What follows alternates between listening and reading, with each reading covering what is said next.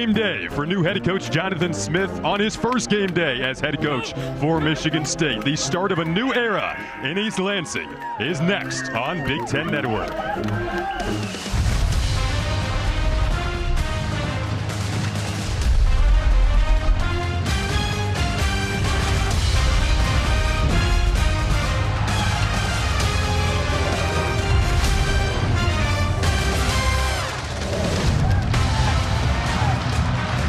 Always an extra buzz around opening night at Spartan Stadium on a Friday night. This one, a little more extra buzz to try to start the Jonathan Smith era off on the right foot.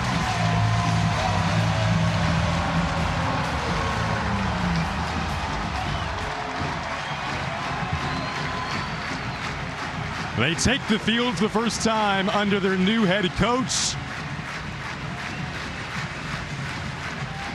9-0 on Friday night games since 2011, and welcoming in Florida Atlantic tonight to kick off the season. Spartans versus Owls from Spartan Stadium in beautiful East Lansing, Michigan, striping up the stadium tonight, and a sold-out crowd.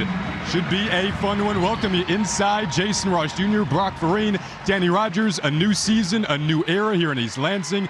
Brock, Jonathan Smith, you feel like his personality, his aura really fits what Spartan football did when it was at its best? Jason, there's a reason why every college football fan coast to coast had the same reaction when he was hired. Yeah, that kind of makes sense. Why? Because the style of football that Oregon State was playing these past seasons is the exact style of football that Michigan State played when they are at their best. Hard-nosed, defensively led, and mistake-free. Let's talk about some of the names that came over from Oregon State with Jonathan Smith. Start with the quarterback, Aiden Shiles. He's going to be a captain today at just 18 years old. How about that?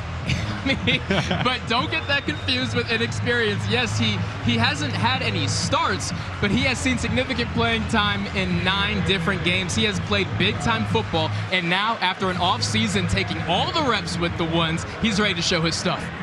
Flip it over. So now talk about this defense for Michigan State. It was an area of struggle a season ago. What's the state of the Michigan State defense right now heading into this year? Well, the fact is, if this defense doesn't play better, it doesn't matter what this offense does. They could score 1,000 points. It won't make a difference. Now, the linebacker room is the key. Joe Rossi, the new defensive coordinator, was over the moon about this room. So much versatility. Guys with their hands in the dirt, guys lining up in the B-gap, guys off ball in coverage. Coverage linebackers were kind of the issue, their Achilles heel a year ago. So until the rest of the defense comes along, you can bet your money on that linebacker room. Let's talk their opponent. There's the head coach for Florida Atlantic, Tom Herman. Big Ten fans know him from Ohio State when he was the offensive coordinator for the Buckeyes national title team in 2014. He was 6-0 at Houston during his time there as head coach against Power 5 opponents. So he knows how to go into a big stadium and knock off a big program. You see some of the Big Ten connections really littered throughout the course of this Florida Atlantic staff. A lot of respect between the two staffs, Michigan State and Florida Atlantic. A lot of really fun storylines to dip into tonight. For now, let's go down to the third member of our crew, Danny Rogers, and say hi for the first time. Hi, Jason. Back in July when camp rolled around, there were 61 new faces on this Michigan State roster. Head coach Jonathan Smith told me the first step in just getting everyone to row in the same direction was they had to learn each other's names. Coach Smith had a PowerPoint ready to go that only included every single player's headshots. It was like a pop quiz. He'd call on a random player, and they would have to rattle off their teammate's name and hometown. He took it one step further when he had each of his 10 position coaches draft a team of about 10 players. They'd have competitions of rock, paper, scissors, basketball, soccer shootouts where you could only kick with your left foot. Coach Smith has thought of everything when it comes to bringing together this new era of Spartan football.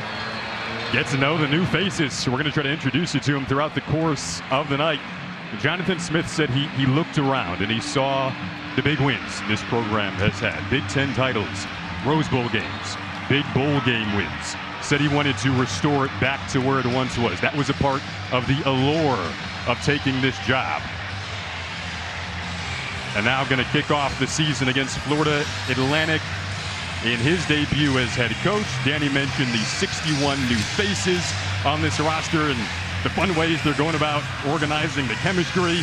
Jonathan Smith wearing the green. He's got to get used to that still. It was a forbidden color when he was at Oregon State in Corvallis. Of course, Oregon, the main rival there. But before that, he was at Washington. Is it right? Green has not been in his closet in a long time, but boy, does it look good.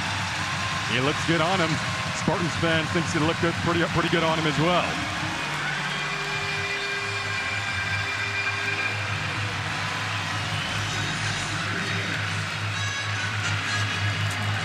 Saw Alante Brown there running back to return this kickoff for Florida Atlantic. It'll come from Carter Davis. They're striping out the stadium in East Lansing. Feels like pressing a reset button if you're a Michigan State fan. A new era.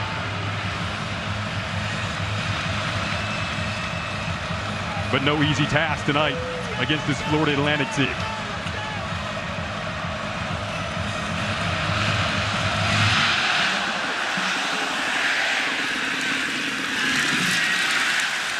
So now we get to see the 18-year-old captain, Aidan Chiles. Comes out wearing the C on his jersey, has really galvanized this group. Was the #2 transfer portal QB, had 91 collegiate snaps at Oregon State. It was interesting. He would come in every third series, never started the games. This is his first career start, but he's got a good chunk of experience in front of big crowds. And if you were concerned at all about the excitement about this quarterback, well, when he took the field for warm-ups, the entire student section broke out in an Aidan Chiles chant for about 5 minutes. They cannot wait to see #2 get to work.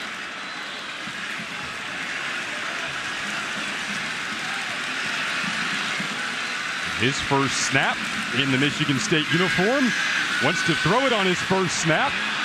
Going downfield, bobbled, and was that picked off inbounds off the Karam? It was not. He wanted Montori Foster, and in on the coverage was Bugs Brown. Fantastic effort here by Bugs Brown, because Montori Foster is trying to get that second effort. Now, Bugs Brown, the feet are in bounds, but not before he is able to control that football. Great job locating it. We're going to get a closer look here. That left foot, that right foot, but it's just too late. Still tremendous coverage there.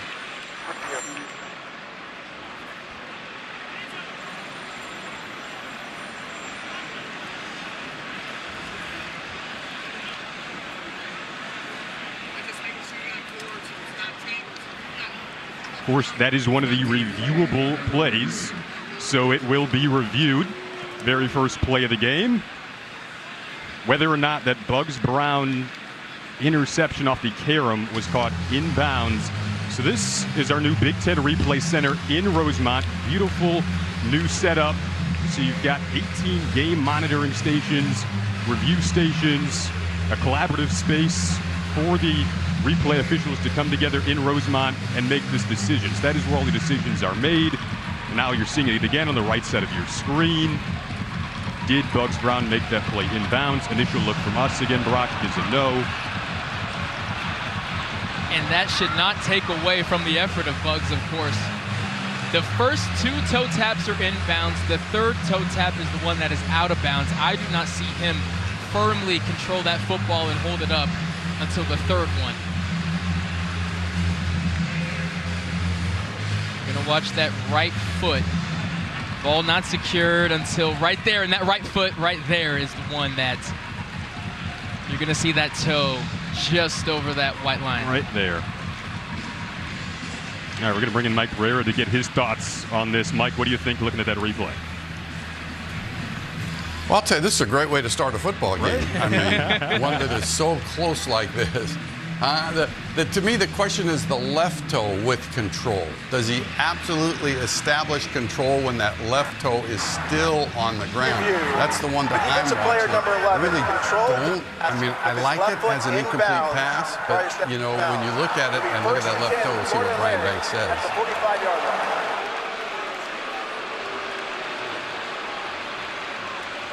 And so they rule at the interception. They rule at the interception, and it was that left toe. That was that left toe coming up off the ground when he got possession of the ball. Since that toe was just barely still on the ground, that's what they used to turn it into an interception. So 7 seconds in. Thanks, Mike. Appreciate it. Again, this ruled an interception after being initially ruled out of bounds. They overturned the call, and Florida Atlantic takes over after intercepting the first pass of the game. up near midfield, too, with some pretty good field position. They think the ground game is going to be a key aspect of what they do. That C.J. Campbell, the running back, early gain of 2. They want to try to establish that early now for Michigan State. You got to emotionally bounce back after the early mistake. That's one of the toughest things. Your defense is so excited to watch Aiden Childs get to work, and now before you know it, you're being handed your helmet saying, hey, it's your time to go. That was a pick. Florida Atlantic also has a transfer quarterback in Cam Fancher, but they go to the ground again on the second play of the game. Running right into the teeth of that Michigan State defense was Campbell again. No gain that time.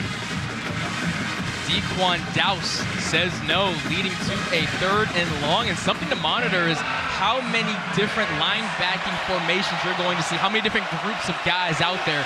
This is their time to shine. 3rd and 8 coming up.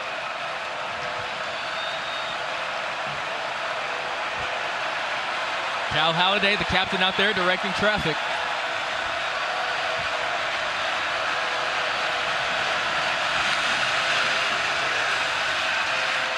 Now Fancher gonna go down, and the Michigan State defense answers back. Chris Bogle at the forefront there. His first tackle of the season, a big one to force the punt. And there is just nowhere for Cam Fancher to go. Cam Fancher is one of the more athletic quarterbacks in all of college football. He tries to escape, but with one hand, Chris Bogle is just able to bring him in and not let him go. Watch. He really just kind of gets him in a headlock before getting that hand on that shoulder pad, and that is enough. And Montorie Foster now back to return this punt.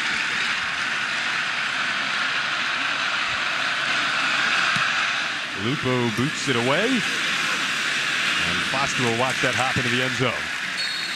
So second series for Aiden Childs coming up next, trying to bounce back.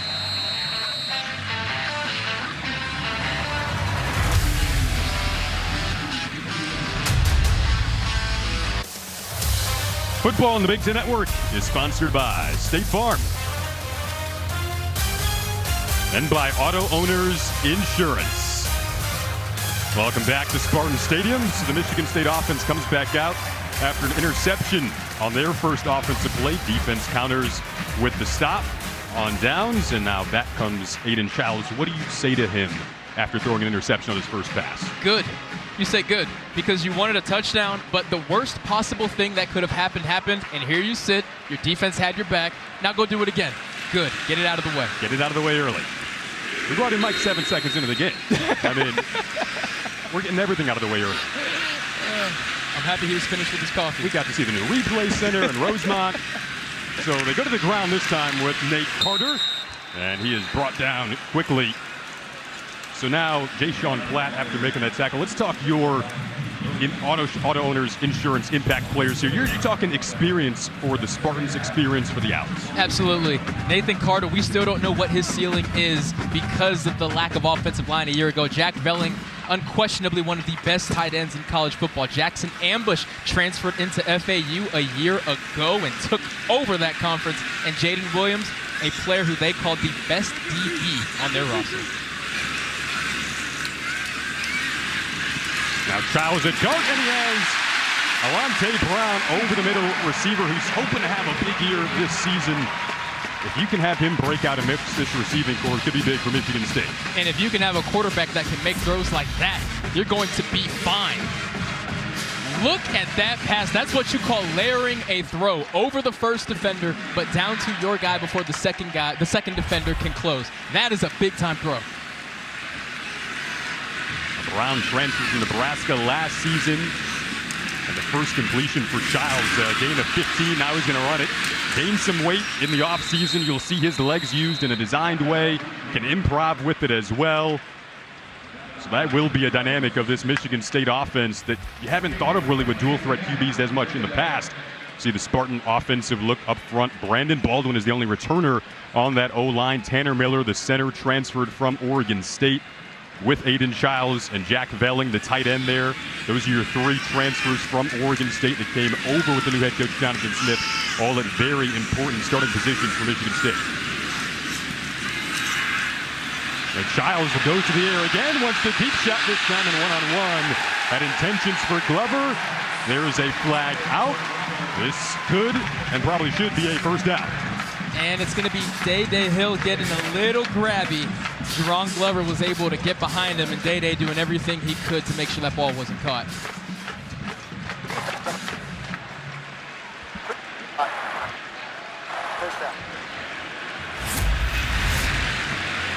You're going to see Glover trying to separate, but he can't because you see that fistful of jersey, and anytime a referee sees a closed fist full of cloth, they're going to throw that flag 10 times out of 10. Our referee Brian Banks for tonight. I've already heard from him a couple of times. So up near midfield now, they go to Carter, the leading rusher from last season. Got a gaping hole in that right side, led by a good block from Christian Phillips. Gain of 13 there for Carter, who's out to prove himself this season. When a 6'4", 319-pound offensive lineman is going to lead me, I'm going to follow him. Nathan Carter, I am so excited for him this season with a revamped offensive line. Last year he came out the gates hot. The first 2 games had over 200 yards, had 4 touchdowns, didn't crack the 100-yard mark after that going forward. He was always getting hit behind the line of scrimmage. We see what he can do with some space. They go right back to him. Why not? Either way, that last carry, the right side of the O-line is kind of the new part of the O-line with Christian Phillips and Ashton Lepo both making their first career starts, and that side of the line looks pretty good on that 13-yard run. So you see the Owls defense here. Eddie Williams, one of the linebackers, made that tackle a couple of plays ago. He's alongside Jackson Ambush, who's kind of the undisputed leader of the defense. Ambush wears the green dot, so he receives that coach-to-player communication that's new to college football this season. The coach can deliver the signal into the player through the radio communication. That gets shut off at 15 seconds left on the play clock. And for the offense, it's the QB receiving it. Aiden Childs, he hands it off. And Carter, again, trying to power their way. When you think of Oregon State's offense last year, there was a physical imprint up front, and we feel that carrying over to how Michigan State wants to start out this game. Win, lose, or draw, nobody pushed around Oregon State, right? Did they win every game? Absolutely not. But more often than not, they were the more physical team, and you never left that field thinking, that team's soft. That is not the case with the Jonathan Smith coach team, and that will not be the case with Michigan State going forward. You see the green dot on the back of Aiden Childs' helmet there. Saw it on Jackson Ambush's helmet, the linebacker for Florida Atlantic. So 3rd and 6. How can Childs handle his third down? Ball comes out. Nearly the second turnover of this opening quarter for Michigan State. And that time was an example of almost trying to do a little too much there. Did you just go down here? Doing a little too much. Timing was off there. That was a designed run, meaning it was a QB draw. So, yes, he's standing back looking like he's ready to pass, but the offensive line took off way before he was ready to run. All of that was just a timing issue, something they'll clean up on the sideline. One thing that is inexcusable, though, is putting that ball on the ground. So it'll be Ryan Eckley coming out to punt. Amari Hayes back to receive it. And this takes a Spartan hop. And a good start to special teams for Michigan State. Right on the 1. 40-yard punt. Downs by Alante Brown. We'll be right back.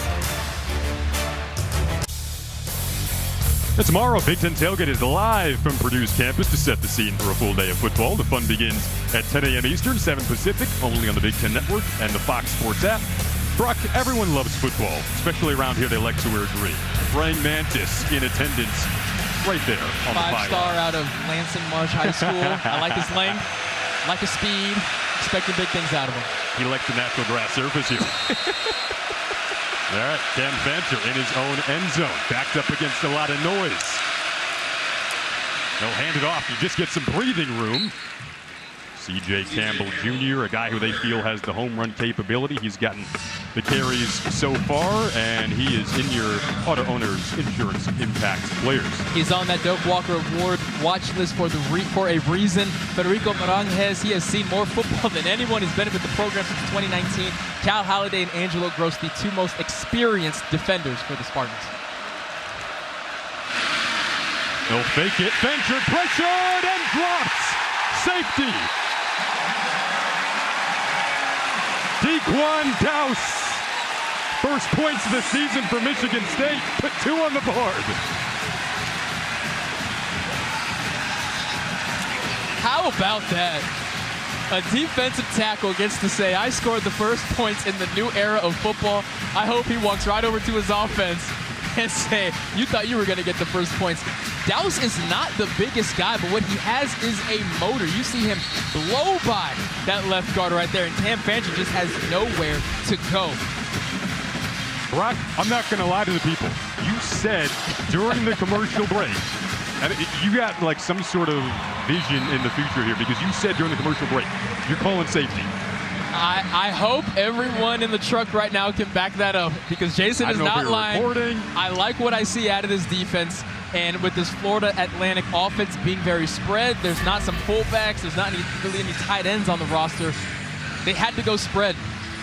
And when you have guys like Dowse who just flies off the line of scrimmage, planted that right foot, made an inside move, blows by him like a turnstile, and Cam Fancher, unfortunately, just doesn't even have time to think. You get the magical orb, my friend. What stock should we invest in next week here? I'll tell you that off air. We can't go driving up the price. You know, you can't go driving up the price. The Zequan Dowse's price is rising here. Yeah, absolutely. Alante Brown back to return, and Aiden Childs will be anxiously awaiting to come out for his third series now to try to tack on to this opening 2 points here at East Lansing. And when you talk about a new era of football, what better way to start it off than a safety?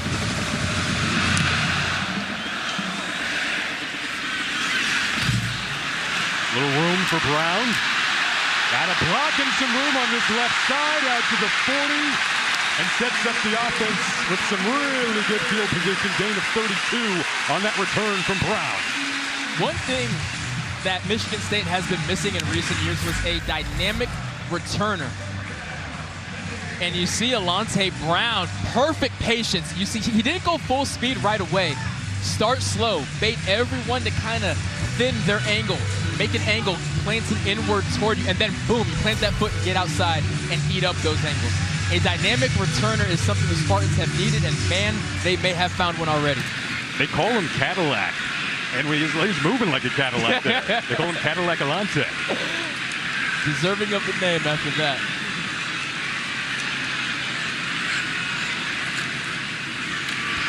The Childs on the play fake. They want to take the deep shot here, take advantage. Good Foster. Oh, he didn't come down with that. Momentum, momentum, momentum, though. They were trying to really build on it there, and it felt like they were right there.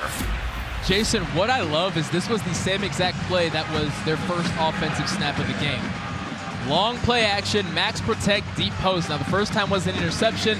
This time, Foster just not able to bring it in. It would have taken a hell of an effort. But I love that they are not shying away. I love that they're showing Aiden Childs, we trust you. You are going to keep slinging that thing until it clicks. Gotta love the trust they're showing in him early, especially after the interception on his first pass. Trust hasn't wavered whatsoever. Carter had a 13-yard run in their last series. A little jump cut there. Gonna bring up third down, though, here. Early look at Aiden Childs, so that second drive, of course, longer, but a little more promising, and now building on it, and you're seeing how long he can get that ball down the field as well. He has a big arm. He is absolutely an athlete, and in the Oregon State offense, it was more catch and run than really chuck it, but we've seen twice now he can let it go when he needs to. Turns 19 next month, the captain at 18 years old. On 3rd and 7, quick throw, flat, caught by Glover. Got a tunnel to open up for him, but is this coming back is the question mark.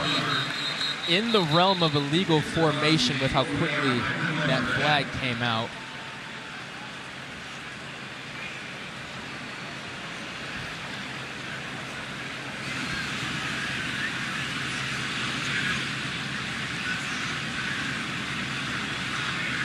So we'll hear again from Brian Banks.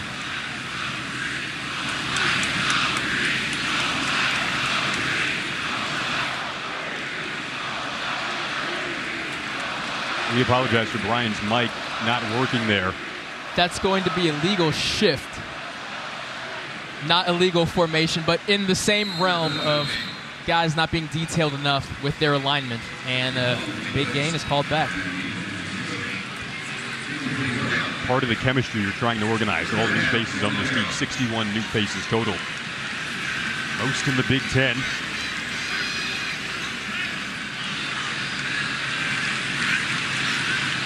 3rd and 12. They've taken one deep shot on this drive. They need 12 here. Did they get enough on the first career catch for Nick Marsh? It's going to be right up there. The 4-star recruit, freshman wideout, big hopes for him. Don't be shocked if this is 4th down territory, by the way, but the true freshman Nick Marsh, they were all so excited about him when he committed to the program, and I love that they get him involved early. That is a bullet of a throw. Marsh able to use that body and bring it in, and Jason, they're staying aggressive. Decision time early, and they're going to go for it on 4th and 2. Packed house here at Spartan Stadium. They love the aggression early on. Belling, they brought in motion to try to block and get this 2 yards with Carter, where it looks like they're marking it.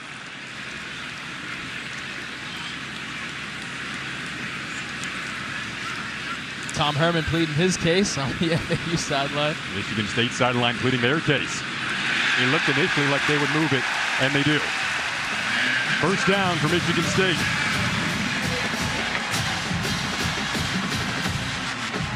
Nate Carter may not be lighting up the stat sheet right now, but he's getting those reliable yards when they need him to. Guy who's always grinding in the weight room. Nate Carter got married in the offseason. He's kind of the 22-year-old mature guy in that backfield of Childs, who's only 18. They are going to go and review this spot. So under review is whether or not Nate Carter had enough for the 1st down. They needed 2 yards.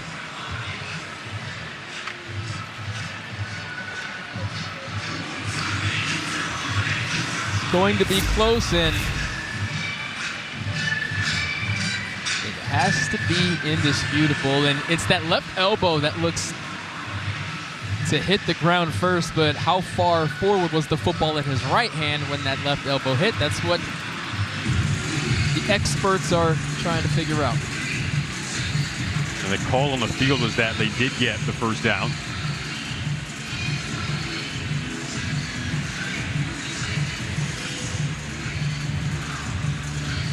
The 4th and 2s and 4th and 1s, you can pretty much assume that unless they're backed up in their own end zone, Michigan State is going to stay aggressive throughout the season on those.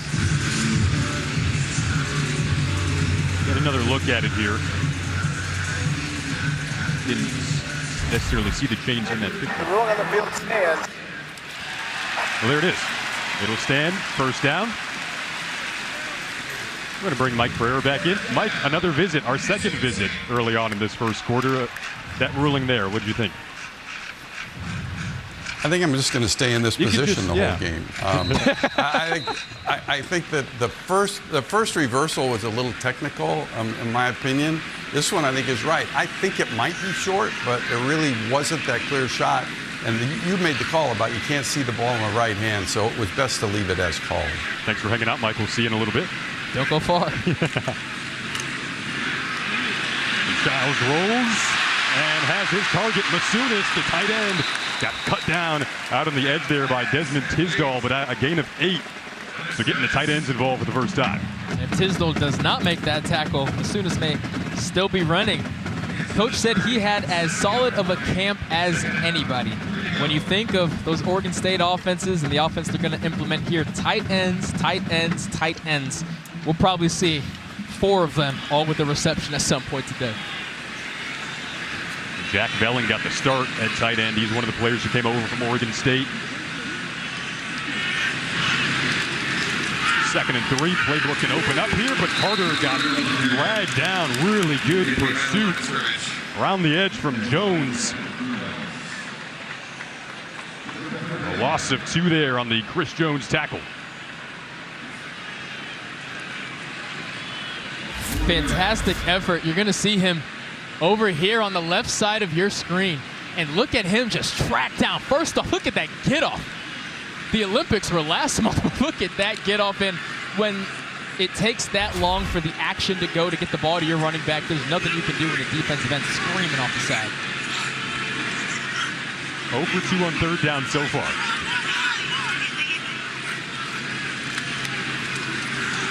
They'll fake it to Carter, roll out, Masunis again. First down and more. They'll zip inside of the red zone for the first time today.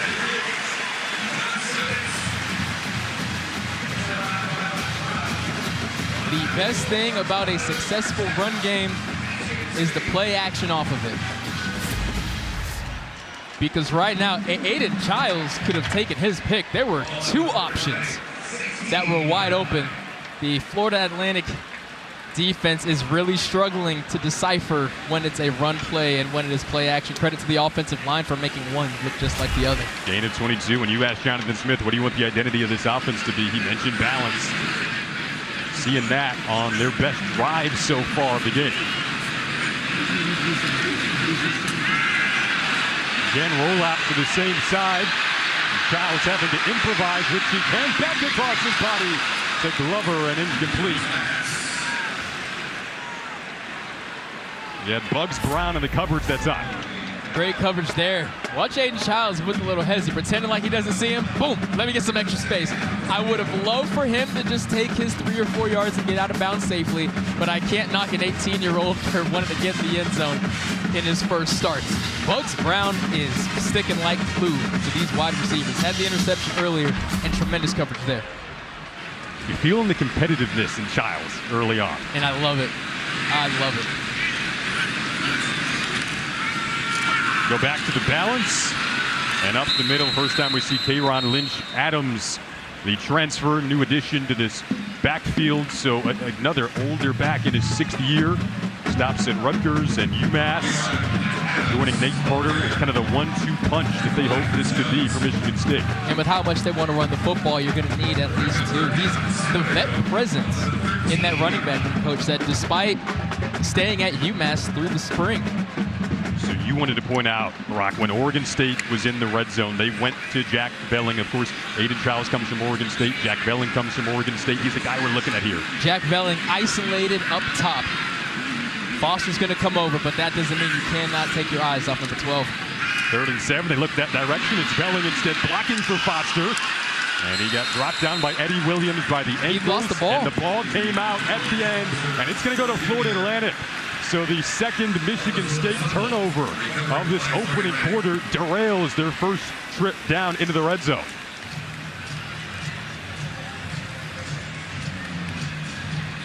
Tight quarters here. We're going to see the ball come out. Montorie Foster had it and then lost it. Florida Atlantic football when we come back.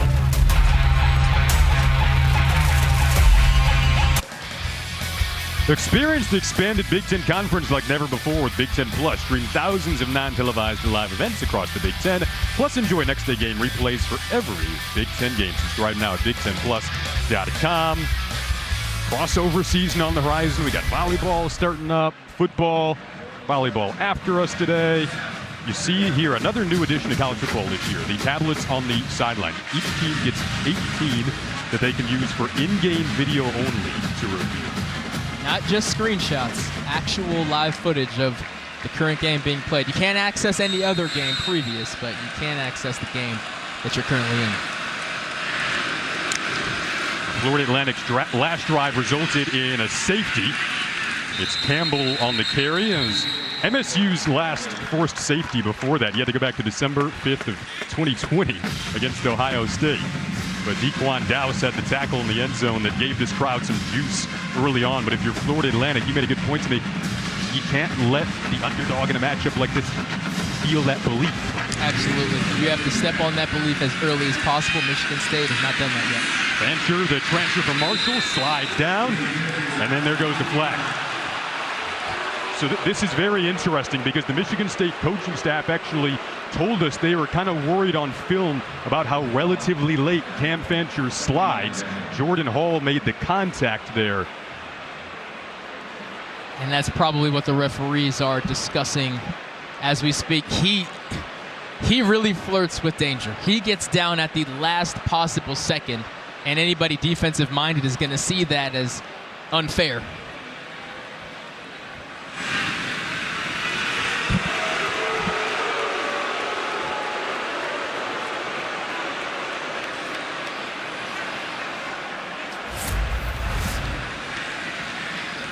Watch how long it takes Fancher to get down. I mean, It's so tough. Does he make contact with a quarterback who has slid? Yes. Is Jordan Hall already? Watch Jordan Hall nearly off of his feet before Fancher really starts that sliding motion. In slow motion, it's easy to justify. When you're flying around at 100 miles an hour, it's very, very tough. Under a minute to go now in this first quarter. They'll pitch it. First time we've seen that in this Florida Atlantic offense. Just a quick gain of 3 there. The DBs finally able to stick their hats on something. The Michigan State defensive line has handled everything so long that the DBs don't even have their jerseys dirty yet.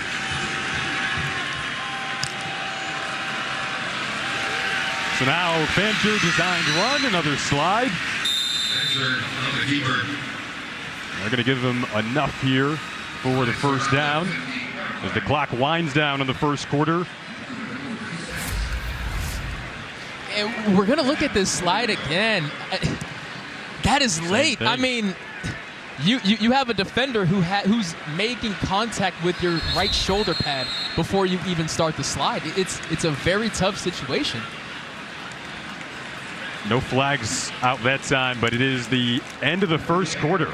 2 on the board for Michigan State after forcing the safety in the opening frame of the Jonathan Smith era. Second quarter coming up next from East Lansing.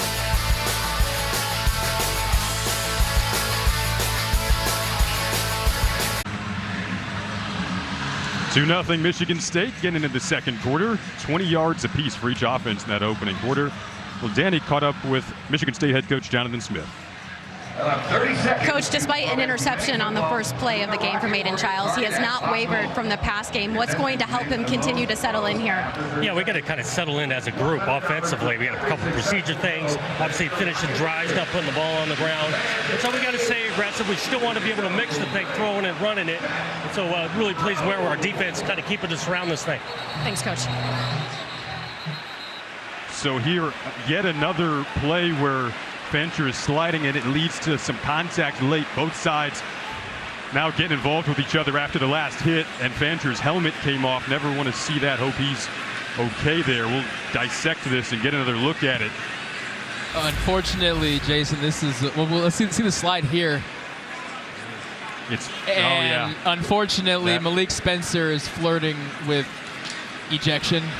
That's going to be a tough one to justify. Now again, he's doing this kind of unorthodox hop slide thing to where he's in the air longer than a guy who's just getting down on the ground as quickly as possible. Now that is not to justify Malik Spencer, who that is clear targeting. So we'll bring Mike back in here on the targeting call.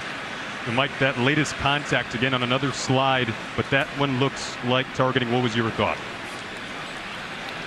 Yeah, here's the issue here. The minute that you start to break down as the runner, you become basically down. The play is over. And so then you become defenseless.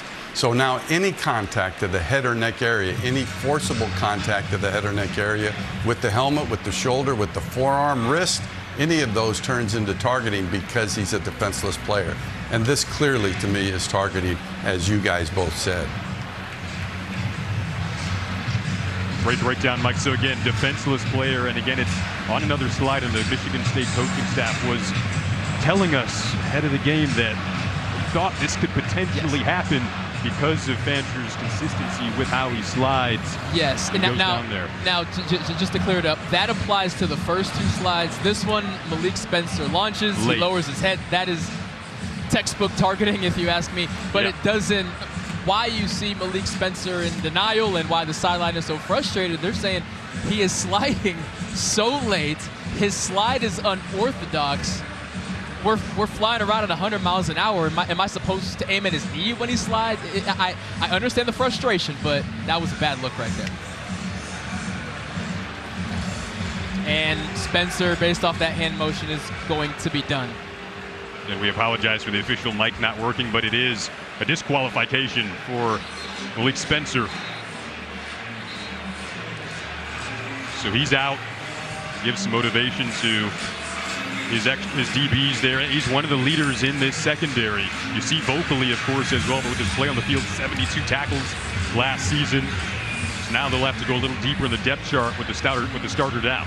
And the good news is Dylan Tatum is now entering the field, and Dylan Tatum is also very experienced. Not as experienced as Malik Spencer, but none of the calls will be foreign to him. He's seen plenty of game action. So it's number 21's time to shine. So he's ready for it. 30 yards and penalties on this drive, Brock, both on QB hits. Now Tyreek Starks, the backup quarterback for Florida Atlantic, will come in. Fancher's helmet came off, have to leave for at least a play. So Starks comes in as the Owls are the deepest they've been in Michigan State territory. Now into the second quarter.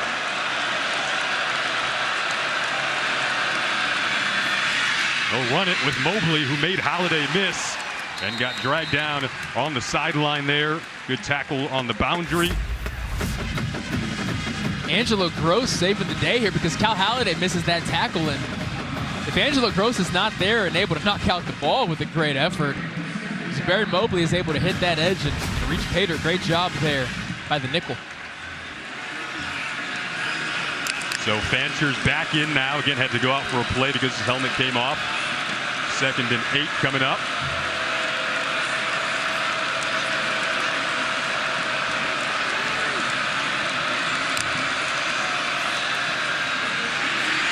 Lefty has to roll out. Being pressured here by Dunnigan. Now he'll use his legs and get out of bounds this time. Brings up 3rd down, and what feels like a big 3rd down early. Dylan Tatum was the closest to him. Slim gain of 1 there. He is a dangerous runner. What he does here is you see him spin. He gets some depth in order to beat that defensive end to the edge. Before, he's been trying to step up in the pocket, find a window and run. Now he's trusting his speed and getting some depth. That's a dangerous situation for the Michigan State defense.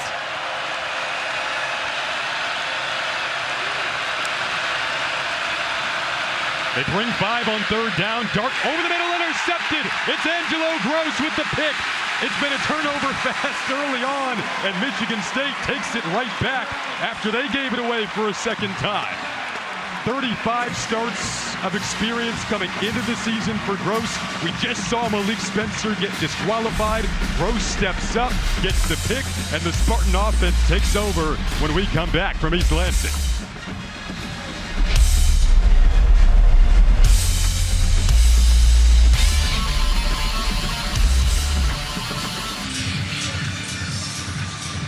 Angelo Gross with the INT to give the Spartans back. 3rd turnover of this game. More turnovers than points so far. Defense is back here in East Lansing. Your drive chart so far. Is it selfish to say I love it? You're a defensive guy. It's not selfish at all. If anything, this offense should have confidence that the defense has their back if you're Michigan State. You just need to go out there and play mistake-free. And the last drive was the longest. The Spartans got all the way down in the red zone before the fumble. Go down the seam here. Childs was hit as he threw. That kind of derailed that pass intended for Montori Foster. And Childs pops up.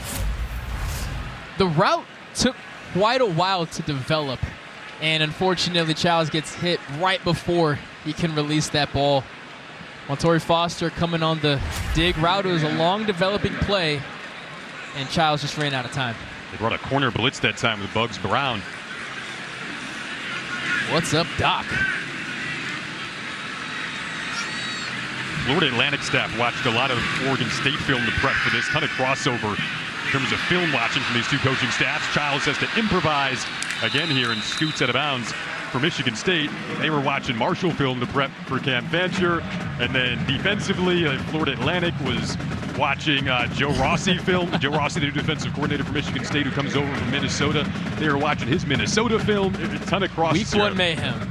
With transfer portal era, you got to go watch, okay, this receiver was where? I got to go watch some Mizzou film. This offensive coordinator came from here. I got to go watch some UTEP film. It's a beautiful chaos that is college football. Beautiful, beautiful chaos. Back in business. 3rd and 8. 5th third down of the day for Michigan State. They want one-on-one here, and that is out of the reach of Alante Brown. Jason, it was out of his reach because he stopped running. And you're probably going to see Aiden Childs go right up to his wide receiver and say, you are always hot. Alante Brown ran the slot fade. Childs delivered catchable ball. You see him looking for the ball. He never saw it. He did not realize, and Aiden Childs understandably upset. How long does it take to get that chemistry down? It takes a while. It does take a while. Now, the effort to stop running because you don't see the ball, that's the thing that Alante is going to have to explain to his coach on the sideline. Eckley, who has a big leg, will punt. Spiral boot down to Hayes. Lets it fall into his chest. Now cuts it back. Tried to spin out of trouble. It's Brown who brings him down. There's a flag that came out late. It is way back at the side of the field where Michigan State punted it on the 45. What started off as a block got a little extracurricular, and I'm curious if Florida Atlantic is going to get the flag for that.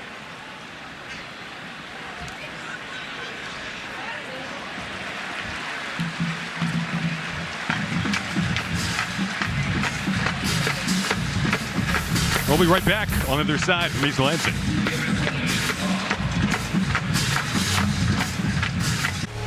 Tomorrow, it is a huge slate of action on the Big Ten Network and the Fox Sports app with a 6-game quadruple header featuring the Big Ten debuts for Oregon and Washington. Go to btn.com/gamefinder for channel locations in your area. You'll be drinking some coffee in the studio tomorrow night at 11 Eastern time start.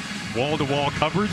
You ready for that? This is in the circle of trust. I have a twin that the studio doesn't know about, so thankfully I can get a full night's sleep. My twin will be over there in the studio.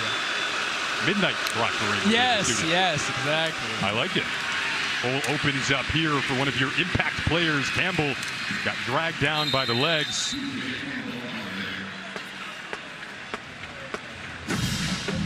Dylan Tatum, who stepped up to make the play in place of Malik Spencer right now. And this is what makes C.J. Campbell so dangerous. Not only can he break tackles, he has the burst to get to that hole, but when it's wide enough for a truck to drive through, Campbell doesn't have to do much. FAU has proven to be able to move the ball fine. It's just really, if they can play mistake-free, they can be the first one to get some offensive points on the board. Fancher will go to the air, a rare throw, second interception of the first half for Michigan State. And this time it's Martinez who has it. He is dodging through traffic, has just subbed in to the ejected Malik Spencer and gets his INT.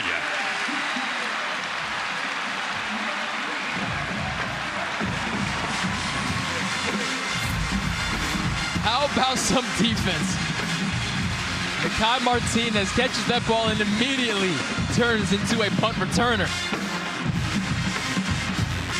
Cam Fancher lets that ball sail, but that doesn't overlook the tremendous coverage out there on the outside. But when the ball sails like that, that's about the easiest interception Martinez is going to get. Fantastic job by this defense, having their offenses back. But if you're the offense, the pressure is on. Help out your defense starting right now. There's a return of 35. Martinez had just stepped in for Malik Spencer and gets the pick. Fourth turnover overall. We still got 12 minutes to go in the second quarter, by the way. Now it's Tayron Lynch-Adams hop-stepping through traffic before he gets brought down. Lynch-Adams is fun, and I'm excited to watch this running back duo develop because him and Nate Carter are so similar. Maybe he's a little more of a bruiser. Carter maybe a step faster, probably has a little better feet. But usually you have running backs who complement one another, meaning he's the bruiser, he's the speed guy, he's the big guy, he's the short guy. But two guys who do similar things is just as fun. And they told us they're going to give it to whoever gets the hot hand.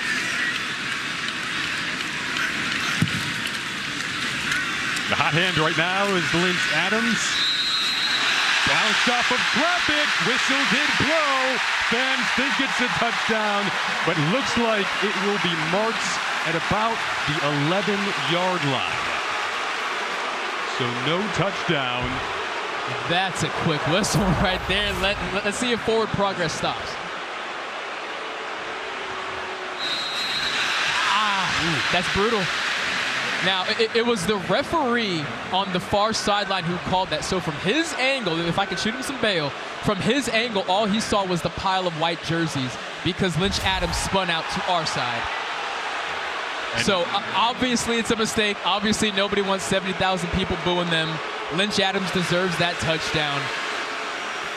And one thing of note here, Brock, forward progress is not reviewable. Exactly. We've had multiple reviews today, but that's not underneath the umbrella, so it is third down.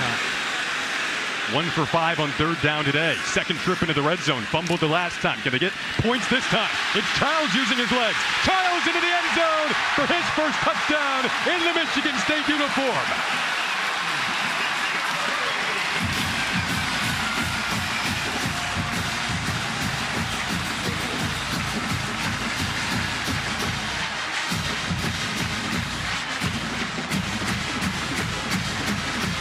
Captain quarterback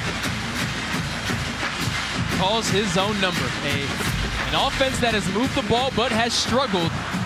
The design quarterback run, you saw Nate Carter burst through the line there. And Childs just follows him to the end zone, spinning his way to 6 points. 3 plays, 18 yards. An 11-yard Aiden Childs touchdown run. And Jonathan Kim taps on the icing on the cake there. They're able to turn the INT into points this time.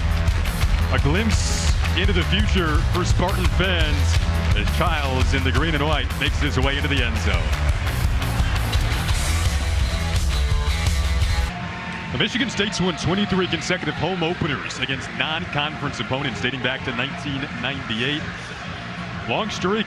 A lot of the students in this crowd today born after 1998.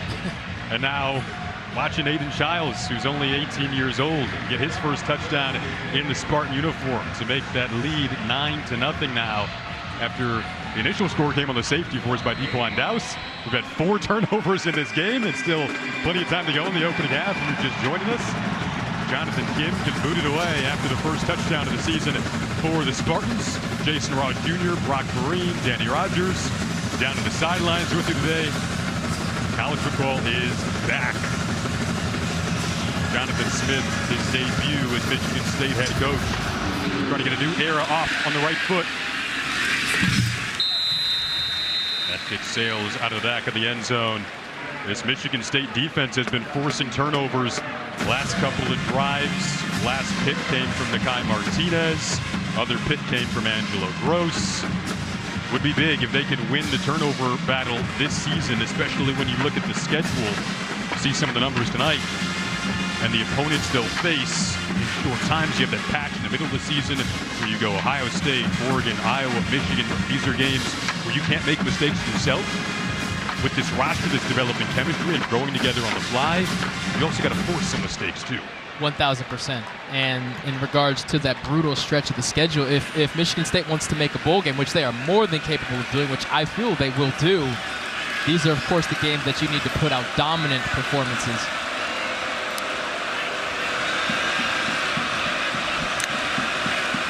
Fancher and the Owls take back over, and Cal Halliday, the gloveless linebacker, in the backfield, loss of 4. That's how you shoot a gap. This is linebacker teach tape. That is how you shoot a gap. Look at those 2 guards. He just passes right by them because he knows he can get into a trail position and get that quarterback on the ground. Cal Halliday, the leader of this defense, led the team in tackles the past 3 seasons. 300 tackles over those seasons. All, Jason, like you said, without gloves. Gosh, I love the no gloves look. It's so Michigan State. You just want him to make tackles, you can say. I love the no gloves.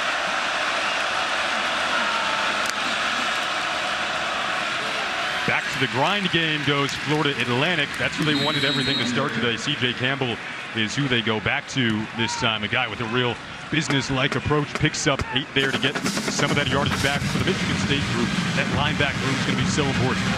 They are so deep and so versatile. You'll see Darius Snow, Cal Halliday, Jordan Turner, Wade Matthews, Jordan Hall. You'll see them all throughout the year. Fancher not facing pressure this time, finds Campbell, who slipped out of the initial contact, but did not get enough for a first down. Doing enough to slow him down is Martinez, who again has stepped in with Spencer being disqualified for targeting and made a big impact. That tackle right there is more impressive than his interception. That is a heck of a tackle. You have man coverage. If he does not get him on the ground, that guy is hitting the sideline and turning upfield. What a play by number 1.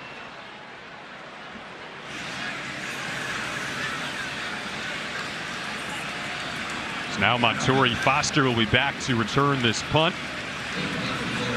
Another good stop for the Spartan defense. Alante Brown did go into the medical tent earlier. He was the original returner. There's a quick flag before that ball was even kicked. Contact made promptly. CJ Hurd on the tackle. We'll see what this flag is for.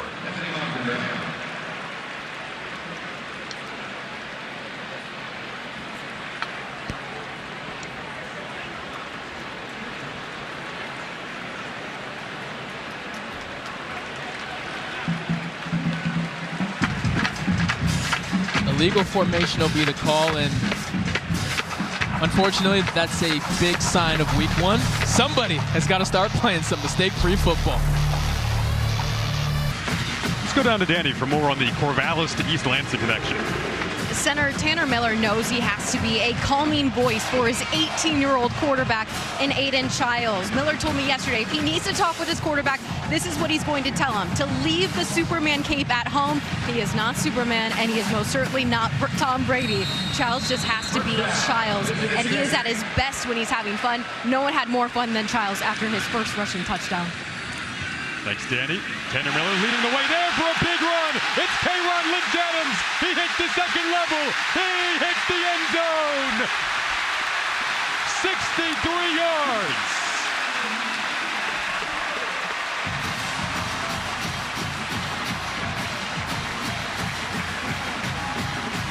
Jason, I'm going to give you a guess on who set the tone. Look at that center. Tanner Miller washing his guy out of there. Kayron Lynch-Adams can crawl to the end zone if he wants it. Look at this block. Really watch Tanner Miller. Tanner Miller. Oh my God. Nope, still driving, still driving, still driving, still driving. And he looks up to see his running back getting paid.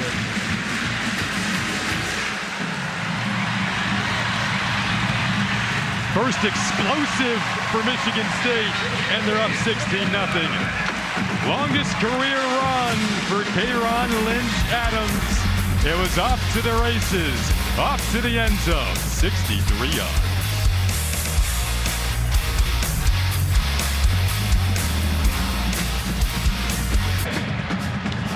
Back at it here in East Lansing. The vibes are buzzing right now here at Spartan Stadium after the 63-yard run for Kayron Lynch-Adams off the block from Tanner Miller. Don't you love how TV just flows sometimes? Danny talks about Tanner Miller. He sets a block. Kayron runs, 63 yards, touchdown. Could not have worked out better. Let it out, follow your second-team All-American offensive lineman from a year ago. Ball scooped up by Tucker. He gets brought down. Darius Snow in on the tackle there, one of the backup linebackers for Michigan State. 16 on that return, and this defense has some momentum. This Michigan State team has some momentum now after a first quarter littered with turnovers. Tide is starting to turn in favor of the green and white in Jonathan Smith's debut here. And if you're Florida Atlantic, I expect them to explore Cam Fancher as a runner a little more. When they were really rolling and moving that football, it was because of his legs. And I would expect Michigan State to expect Fancher to be a runner. As far as throwing the football, those Spartan DBs just happen to have his number right now. Interceptions from Martinez and Gross, and then the tackle there from one of your guys you really like on this defense, Wayne Matthews, transfer from Old Dominion, one of the 61 new faces. Oh, he's special. He's special. We talked to defensive coordinator Joe Rossi. He says every third down, Wayne Matthews knows he is on the field. Probably the most athletic of all the linebackers, an absolute tackling machine. 135 tackles a year ago at Old Dominion. Florida Atlantic likes to move with a little more tempo. Michigan State's defense kind of dictating the pace right now.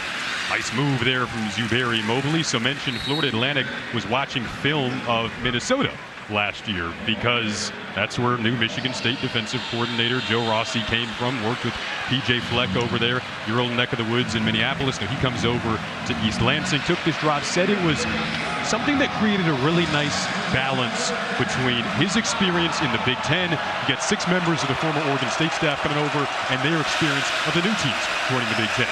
His defense has a 3rd and 3 here. Fancher and the Owls yet to convert on 3rd down. They will hear though as he slides down. Got to be careful. And he pops up. So 1st down for Florida Atlantic. The best way to stop a running quarterback is you have to get to him early, and I know that seems so obvious. I'm just trying to stress that Fancher is almost always going to be one of the fastest guys on the football field. If you can't slow his momentum early and he can get loose, it's really going to be up to the DBs to get him on the ground, because the linebackers and D linemen really won't have a shot. Their offensive coordinator, Charlie Fry, former NFL quarterback, said they wanted someone who could make a man or two miss to take over this QB spot. He drops back.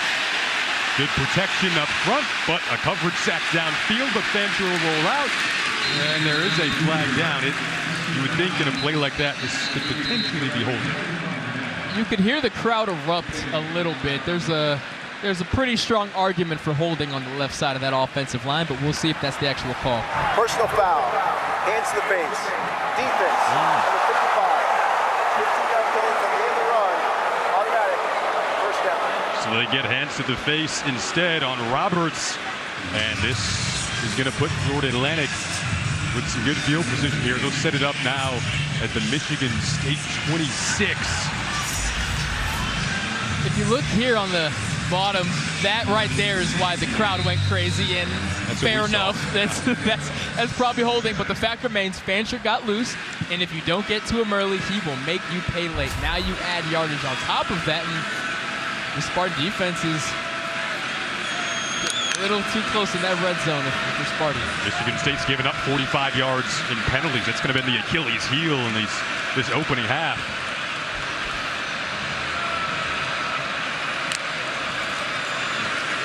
Oh, ball came out. Who can get to the bottom of that pile? Woods tried to get it for the Spartans. Fancher pounced down on it as well.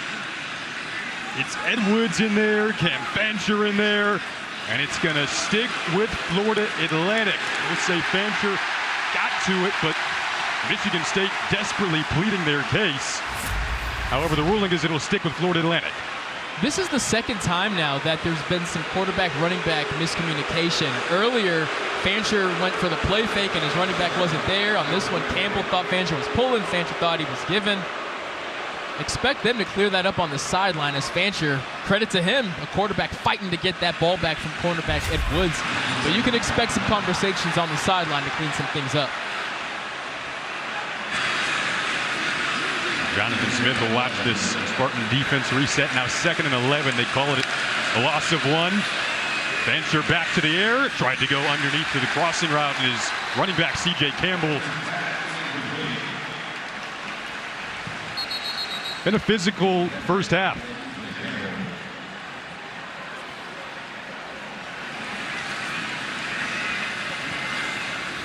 Game clock on it. Operator, please reset the game clock to 5:32. 5:32. We're going to add some time in the game clock there.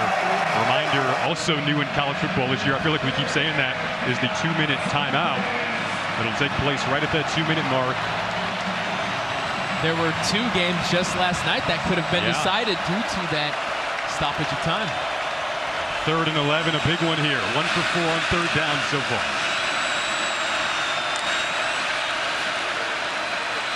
Fancher drops it off. C.J. Campbell makes the catch.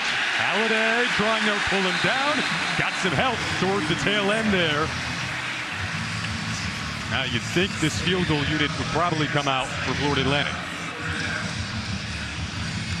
That's a safe assumption, and one of the best compliments a DB unit can receive is 3rd and long and you throw a check down or something underneath or a screen, because they've set the tone that if you throw it deep, you will pay for it. A late addition here to the field goal unit. This field goal for Carter Davis coming from 43 here. Rather, they had their short yardage kicker in Morgan Suarez, who kicks them typically from 25 and in, but they'll back it up and bring in Suarez. They use Suarez and Davis.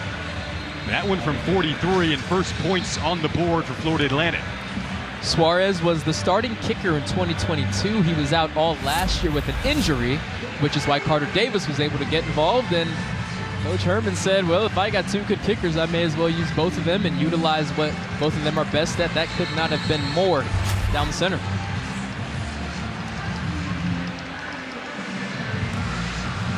So again, you start to think strategy.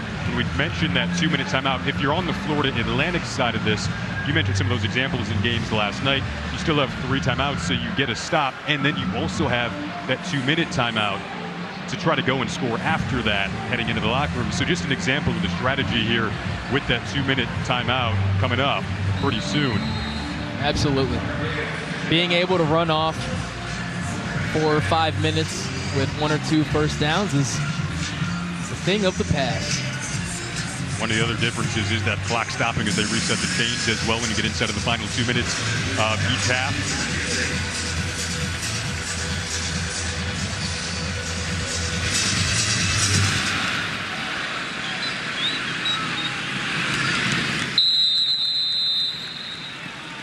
Later tonight, a new era of Big Ten volleyball begins when Oregon hosts Pitt in a top 10 showdown. The Tuesday 7th ranked Penn State clashes with number 6 Louisville. Don't miss women's volleyball tonight and Tuesday only on the Big Ten Network. So you can stay up late tonight, watch some volleyball out in Eugene. Really good matchup, top 10 matchup. Oregon coming off back-to-back Elite Eights for the first time in program history. Pitt coming off 3 straight Final Fours. We go pretty late now in the Big Ten. But I love that volleyball just comes out guns blazing. The best play the best for that whole first week or so. Always. Carter moving this pile here. Hurd trying to pull him down. Now the advanced stat, sponsored by IFS.ai. Michigan State offense today, really those last 2 drives in comparison to the first 4 you see here highlighted in yellow. Only averaging 3 yards a carry up to that massive run by Kayvon Lynch-Adams. We're certainly hoping for a little more of that. Aiden Childs comes back out. And now slings it over the middle, and it is caught by Jack Velling, his teammate at Oregon State. The Corvallis connection playing out here. And the stadium erupts as one of the best tight ends in the country. He knows how to find space. He knows the second that I clear that linebacker, my quarterback is going to find me. We went to practice yesterday, and the first thing we saw was Jack Velling flying at us. Because he can move. Going to be a big pass catcher in this offense possibly throughout the course of the season. Childs, again, working off that run game, like you said earlier, as they fake it and roll out. I've seen that multiple times, extended the play, which he can do, but couldn't hook up with Jerron Glover that time. You mentioned earlier about that chemistry with wide receivers when he missed Alante Brown in the seam. He's going to expect Jerron Glover to sit down where he's at, but he keeps running. That's why that ball is behind. So it would have been an accurate throw if he was going to sit down, which he initially did before taking off again. Again, that comes with time. It's week 1. They will be fine. But again, I love the improvisation of Aiden Childs. He learned under DJ Uiagalelei at Oregon State. When again came in every 3rd series when he was with the Beavers. Hands off to Carter here, trying to carve some space over on that sideline. Gain of 5, so now you start to think for Michigan State. You don't want to give the ball back to Florida Atlantic. You got the 2-minute timeout coming up, but first and foremost, you got a 3rd and 5 coming up for Aiden Childs in this offense. And this 3rd down will definitely dictate that, because FAU is also thinking, okay, if they get this first, that completely changes our strategy, because now it's just we need to hold them to a field goal before this half ends. If FAU can get a stop, then Cam Fancher's loading up with 4 timeouts in his pocket.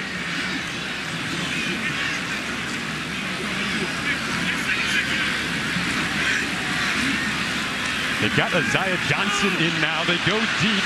They were looking once again for Glover.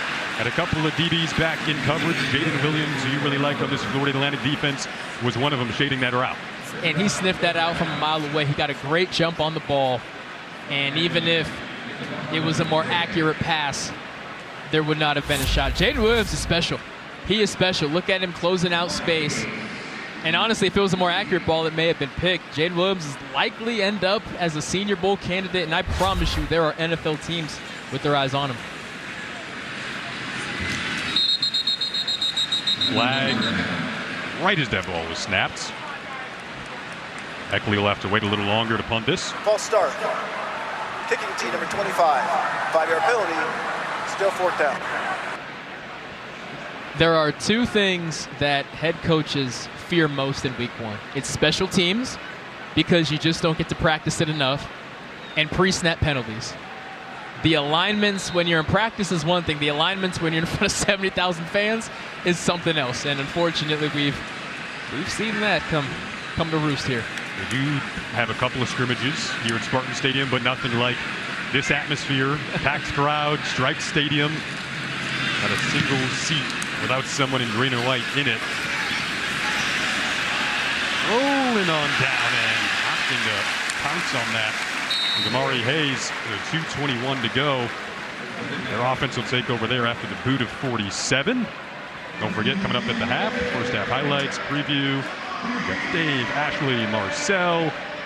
Great group in the studio back in Chicago. Ready to break this first half down. If you're Michigan State here, it's we cannot let a run pop. Michigan State probably feels confident that their back end can hold firm and not let a 90-yard drive happen through the air. But Cam Fancher has shown if he gets a crease, he will get a 20, 30-yard chunk in a hurry. Michigan State staff watched all of his dropbacks, all of his scrambles to prep. So late half situation now. Little boost for Zuberi Mobley. And some hard contacts. Gain of 9. Martinez came downhill to make that hit. They might run this down to the 2-minute timeout. That's what they'll do. Big final 2 minutes for Florida Atlantic's offense.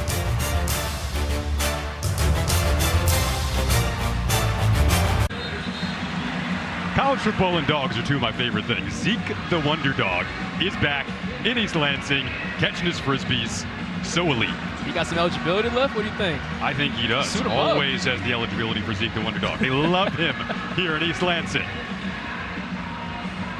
I like the little handkerchief around the neck, too. He's got the green and white rocking. Stripe out today here at Spartan Stadium. What were the vibes like for you opening night as a player? It's hard to describe, man. It is so special. And you feel that buzz all week as long as you're a semester school. Everyone's new to campus. People are patting you on the back. It's the greatest. 88 rushing yards for this Florida Atlantic offense to just 9 passing yards. They're going to try to run it again here. Designed for Cam Fancher. Slipped the initial tackle, then got hit by Charles Brantley, who's back after he missed the last 9 games a season ago at corner. Really cool story for Michigan State to see him back on the field making plays. But that will be enough for a Florida Atlantic first down. Now they're moving with tempo. Have the 3 timeouts to work with. Michigan State has all 3 of theirs as well. That pass incomplete. Again, only 9 passing yards. So that was intended for Marlon Johnson. Not a lot of success from Fancher through the air, but in a situation like this with 1:50 left and 3 timeouts is plenty, but only if you can start having some success in the air, which is why Michigan State cannot let him get out of the pocket, cannot let him pop one. It's a group comprised mostly of transfers at wide receiver for FAU, so they're still trying to get the chemistry down.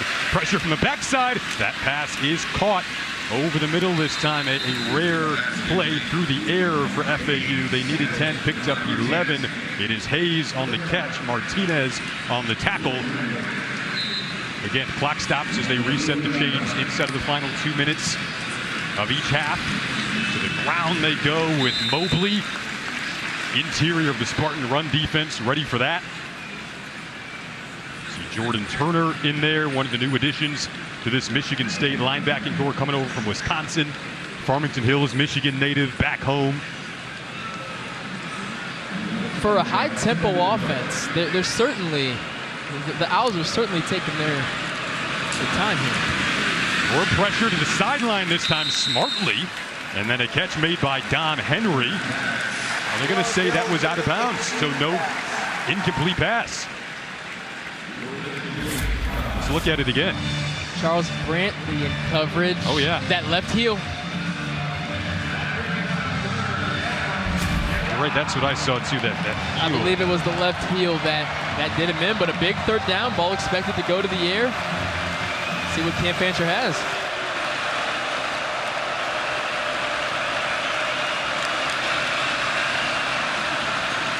This is going to be a free play on the jump, so they go into one-on-one coverage. Might as well. Ed Woods was back on the coverage. Looked like maybe a little over antsy there. Lucky to not have a defensive pass interference there. You see in the flash there, Jordan Hall trying to get back. He definitely didn't get back far enough. Defense number 5. 5-yard penalty. Still third down. Jordan Hall's special, and it's a bummer because him standing up in that B gap, they really have this Micah Parsons-ish role kind of carved out for him. He may have his hand in the dirt on the outside. He may be off ball. He may be standing up in the B gap, and right there he just got so excited that he forgot to wait for the ball to snap. So now it's 3rd and short. They'll opt to run it, and they won't get there. Dragged down in the backfield. Great play from Chris Bogle. Loss of 4. Timeout, Michigan State. He's one of the 8 returners on this defense. Very big, important returner for this defense. We'll be right back.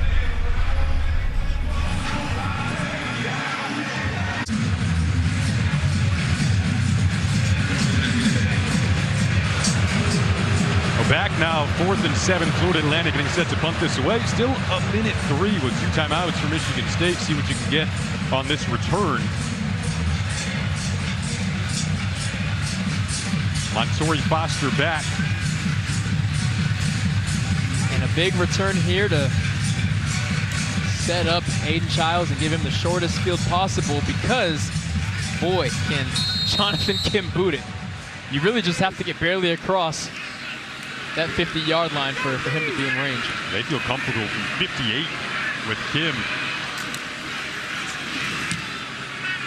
Line drive punt.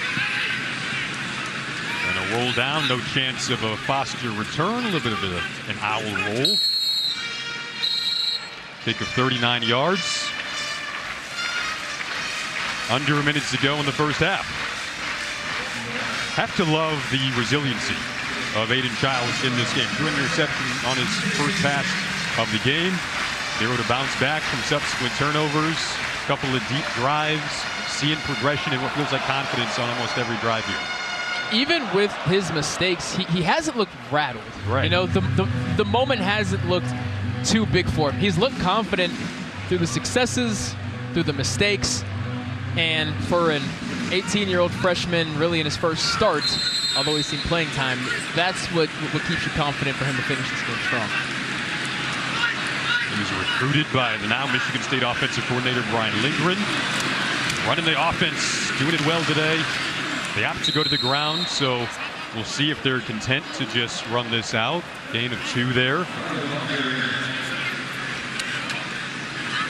Michigan State not huddling, which at least potentially leaves the window that they're going to do something. But now that it's ticking and now they are huddling, they are comfortable going into the half with this lead. A lot of good momentum down the tail end of the first half for Michigan State. Like you said, content to go into the locker room with this 16-3 lead. What started with forcing a safety to make it 2-0. Looks like it's going to be 16-3 into the locker room.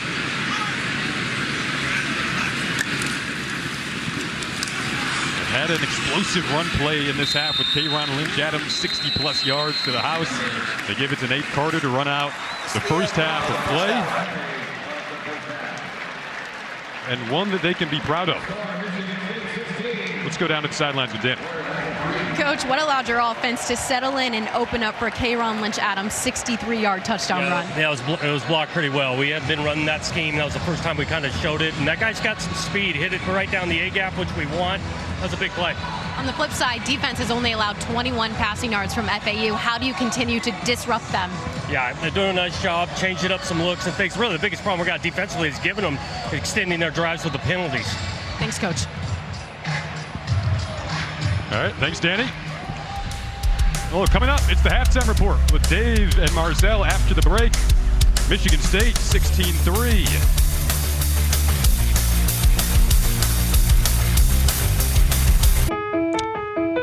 Tonight's Big Impact Research takes us to Michigan State University, where in her lab, Carolina Diaguiar-Ferreira is working alongside other Spartan researchers to find new ways to treat cancer that are both more potent and less toxic to patients.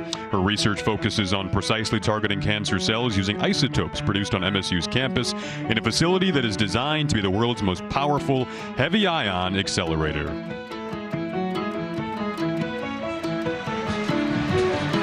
Welcome back to East Lansing. Getting ready for this second half. Spartans up 16-3 after the first two quarters of the Jonathan Smith era getting underway here at Michigan State. Time for our first half check-in, sponsored by Allstate. You're in good hands with Allstate. So you see the numbers here. Spartans were able to climb over the hurdle that were those 6 penalties for 60 yards. They had a couple of takeaways. Both teams had 2 takeaways, but it was the Michigan State last interception from Martinez that led to some points. And the big run from Kayron Lynch-Adams as well. And I tell you what, that was probably a loud locker room, not because of the turnovers, but because of those penalties. Well, speaking Those are of brutal. penalties and turnovers, Michigan's package time.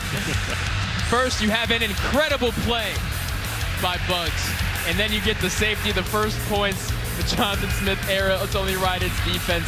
Montori Foster coughs it up here when they're knocking on the door of the red zone. And then here you have the leader of that DB room, Angelo Gross. FAU was moving the ball. He finally puts a stop to it. And then Nakai Martinez just tracking that ball like a hawk. Almost reaches pay dirt, not quite, but he sets up his quarterback. All right, so been talking to Danny Rogers throughout the first half. Now second half, she caught up with Coach Herman. The number one thing Coach Herman emphasized with me at the half is that his quarterback, Cam Fancher, who he needs to be a difference maker in this game, is just trying too hard. Coach Herman said it doesn't surprise him. Fancher has a lot of people here in the stands watching him, and this environment is just making him do too many things. He needs to simplify it. From a defensive standpoint, Coach Herman said, you take away that 63-yard touchdown run. Granted, all the mistakes count, but you take that one away, and they are playing good enough ball to win this game. Similar overarching narrative to piggyback off what Danny said of getting accustomed to those that are surrounding you for both sides. You have transfer QBs on both teams. You see Cam Fancher there has had mistakes, has had good moments coming over from Marshall, learning his new teammates. His team will get the ball to begin this second half.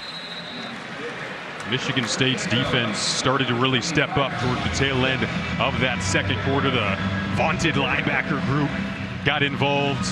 DBs have stepped up. Malik Spencer was disqualified due to targeting one of their starting safeties, but Nakai Martinez stepped in, got an interception. Angelo Gross, who has 35 career starts, making 36 tonight, he has an interception as well.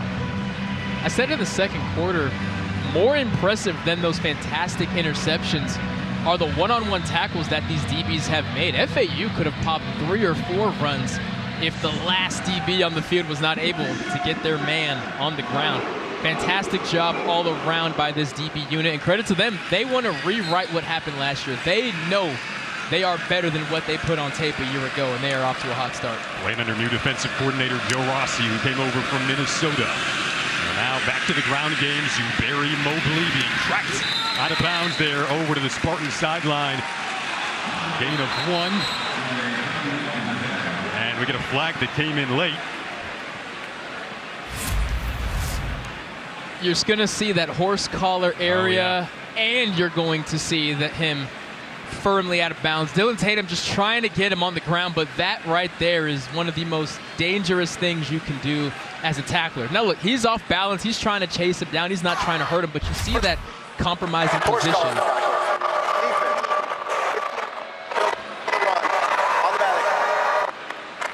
compromising position that Zuberi Mobley was in. That's how injuries happen. Thankfully, he got up and walked off, but an understandable penalty there.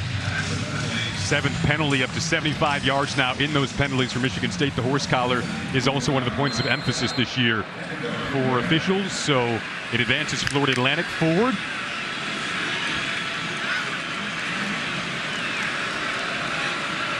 And Fancher was excited for this stage. He wants this sold-out stage here at Spartan Stadium. They're down a couple of scores to begin this second half. They'll fake the run. Rarely have they gone to the air in this game. One-on-one. It was Majid on the coverage. And it looks like he might get hit with the penalty here as he was looking for Caleb Coombs, one of the wideouts that actually came over from Marshall with Cam Fancher. So he already had that chemistry with Caleb Coombs. And you see this a lot with underthrown balls. Automatic. First down. Going to call defensive pass interference. You see this a lot with underthrown footballs because the defensive back, he's looking for it. Now the receiver sees it, so the receiver is going to stop his momentum. The DB, who has his head turned, is going to keep running, and you're almost always going to run right into that wide receiver. It's a very tough position to be in as a defensive back. 8 Spartan penalties now for 9 yards. Definitely something they want to clean up moving forward. Tonight feels like hitting a reset button if you're a Michigan State fan. But this Florida Atlantic team, they have a tough, formidable squad. They won't give up. C.J. Campbell was in your impact players to begin this game. Picks up 3 there. And you look at cornerback Ed Woods, the transfer from Arizona State, rotating in with Chance Rucker. That's how you step up in the hole and make a tackle. I cannot speak highly enough of these DB's abilities to tackle. Woods, one of the 61 new faces on the Michigan State roster, wasn't listed as a starter, but he's got 12 starts over the last couple of years at Arizona State. Experienced guy, was flying around in practice yesterday. Fancher goes back to the air. They try to set up some blocks. They do have a first down. Pass is complete. Over on that far side has Jayshon Platt this time, a guy who they feel had a pretty big camp, gain of 10. It was a very interesting route because Omari Hayes, the slot, was essentially blocking the defensive back. Now, he didn't have his hands on him, but by running your route, you kind of saw a flash of him there. By running your route directly into a guy, knowing that the man next to you is receiving the football, you can kind of cheat a block there, which is a great call by Herman. It's not illegal.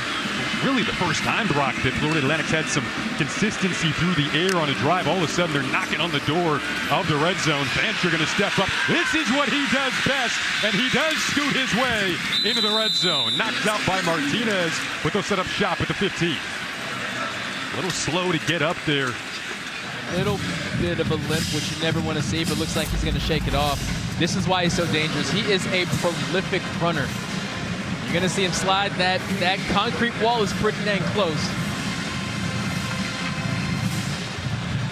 And that ground doesn't feel good either. And he got a ladder. There's just not a lot of space. A double whammy that you do not want. It's good to see Fancher get up after that and get back into the play. Really tough kid. Was banged up in the first half as well. He's looking at the air. Woods is all in his face, though, and just has to drop it down. Great play there from Ed Woods. What a series, right, for Woods.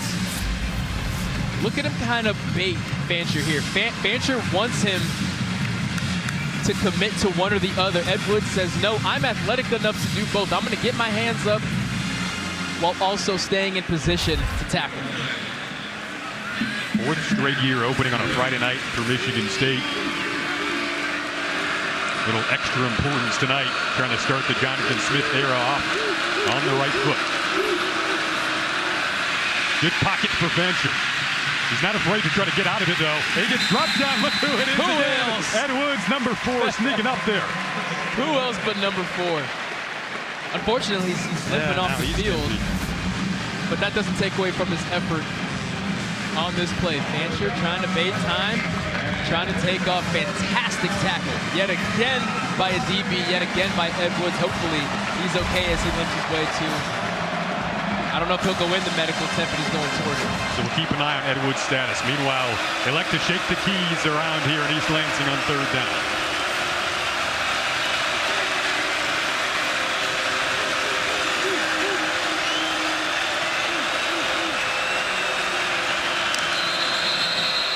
Play clock was winding down. Prior to the snap, timeout, Michigan State. The first snap, there'll be a full media timeout. So the Spartans didn't like what they saw there. Reset when we come back. Later tonight, stay up late. Don't miss a top 10 women's volleyball showdown when Oregon hosts Pitt. Coverage begins at 10:30 Eastern, 7:30 Pacific, only on the Big Ten Network and the Fox Sports app. Top 10 showdown. Oregon coming off back-to-back Elite Eights.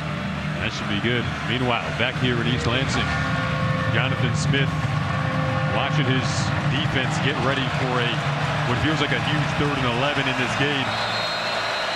State has not put out a QB spy yet at all this evening, but if they have it in the book, now may be the time.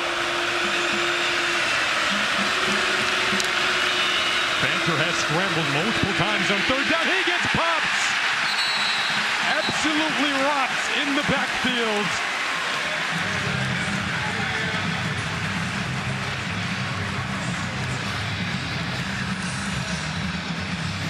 Ken Talley got in there first. Loss of 9.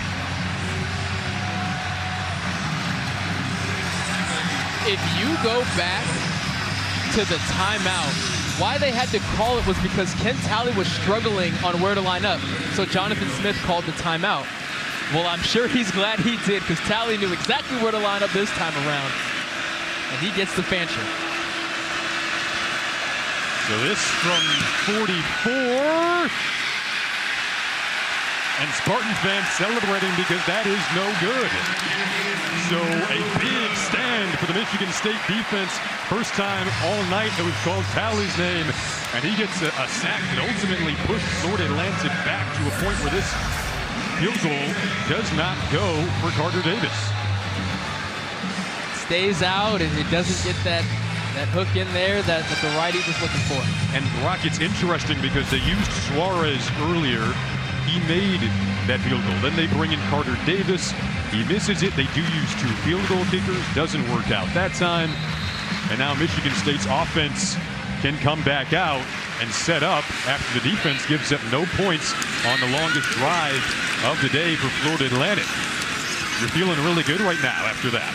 They'll drop it down in and out of the hands. Rare drop from Nate Carter, who might have looked up a little too soon there.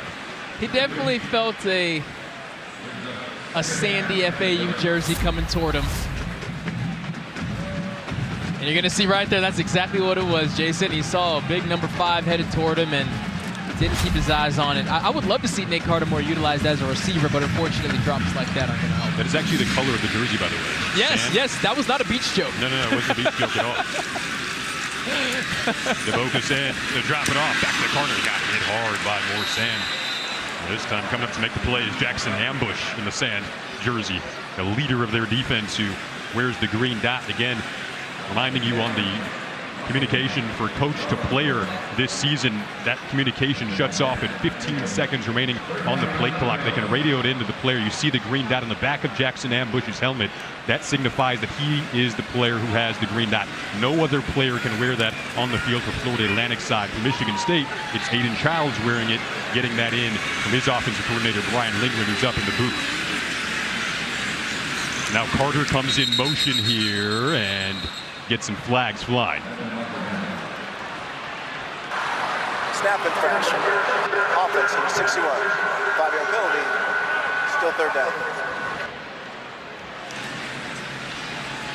And a 3rd and long is creeping up on 3rd and impossible due to another pre-snap penalty. Again, this is what comes with week 1. Coaches don't want to make excuses for it, but it is expected. But as we sit here now with 9 penalties. 5 of 9 bad. have gone for 15 or more. 3 personal fouls, by the way. Yeah. And Childs under pressure, using his legs to improvise and extend the play. Directing traffic. Got to get a lot of this back, though. Scoots into some traffic and got hit. The effort, the competitiveness of the 18-year-old on display on that play. Did pick up 13 with his legs. But the punting unit's going to come out.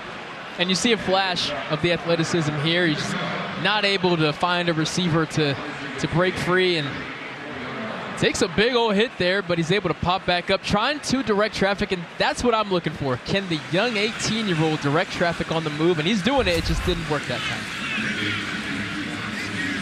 Mari Hayes back to return this punt. Eckley with the big leg. He is backing up Hayes. Wow. Backed him all the way up to the 10. Hayes will scoot out of the initial traffic, then works his way up the sideline. Here is Hayes to the 40. Flag behind the play. Got up to the 48. Let's see what this flag is for. Way, way back at the 19-yard line. It would be a long return here. Fantastic return. If it stands. If it does stand. After the kick of 61. Whew. Right. Ryan Eckley on the tackle, by the way. The last line of defense. Yeah. During the return, illegal block in the back. Receiving team number 80. Half the distance to the goal for the spot of the foul. It's first down, Florida Atlantic. Timeout. So illegal block in the back negates what would have been a 34-yard return out to the 48. Instead, that's going to go back because of that right there.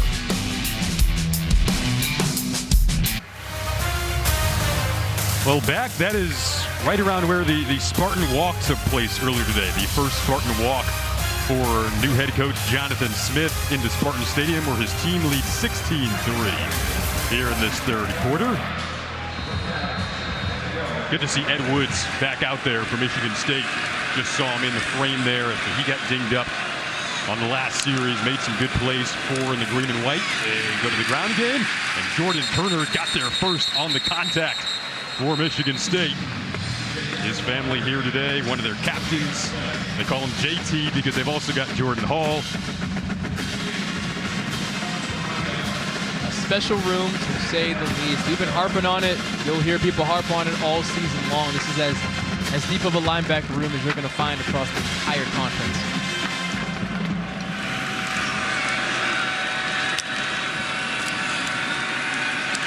Fancher will roll out. That pressure in his face.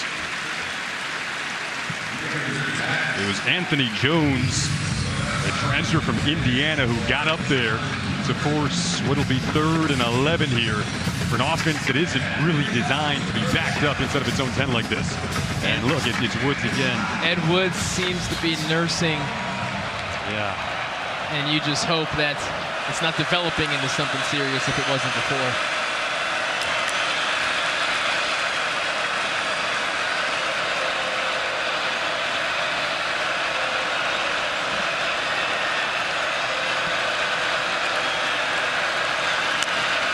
FAU's 1 for 7 on 3rd down today. Pressure got there quick.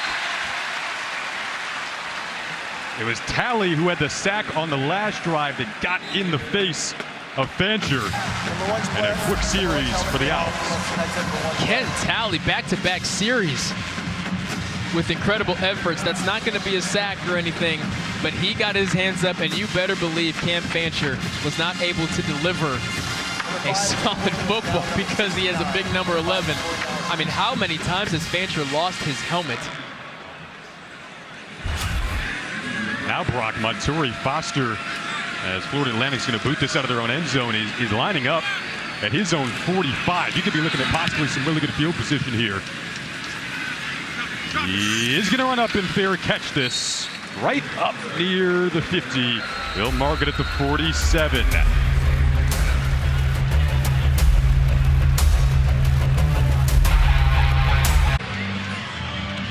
Here's the team comparison sponsored by Ace Hardware. I feel like Ace Hardware should be sponsoring these guys at the top of the student section here. I wonder what this conversation's about. I hope that they don't even know each other. I hope they just say, hey, you dressed up for the games too? I did too. How do you like in school? First week? Yeah. I was math a couple of days ago. Psych going well? We have 2 over this long weekend. We should just stay dressed like this all weekend. Well, one thing for Michigan State that they want to clean up is the penalties in this game. As they go up the middle of Nate Carter. Got met pretty quickly there. interior of that FAU defense. Jaden Williams came up. There's definitely been an emphasis on hitting those A-gaps. That massive run by Kayron Lynch-Adams was in that A-gap, but I would love to see a little more of the outside zone. I feel that Nate Carter just needs to get going, needs to get some momentum. The defensive line for FAU has certainly made some corrections down there on the interior. Let Carter flash some speed. This time they're going to use Child's legs, trying to beat the freshman Hurd on the outside. Snuck inside of the 50. That was young player on young player out there on the edge. Childs trying to shake CJ Hurd. Gain of 5. Sets up 3rd and manageable here in plus territory. The sea snake, they call CJ Hurd. Because you see those dreads flying just like Corliss Valerian. A little House of Dragon reference. For those who watch. And you can see why. CJ Hurd, a highly touted recruit, 50 offers, including Michigan State.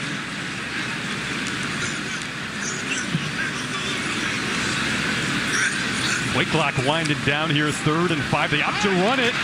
Trusting Carter with getting this first down. We'll see where they mark it. It's going to be close. It looks like the chains should be moving where the officials are, and they will.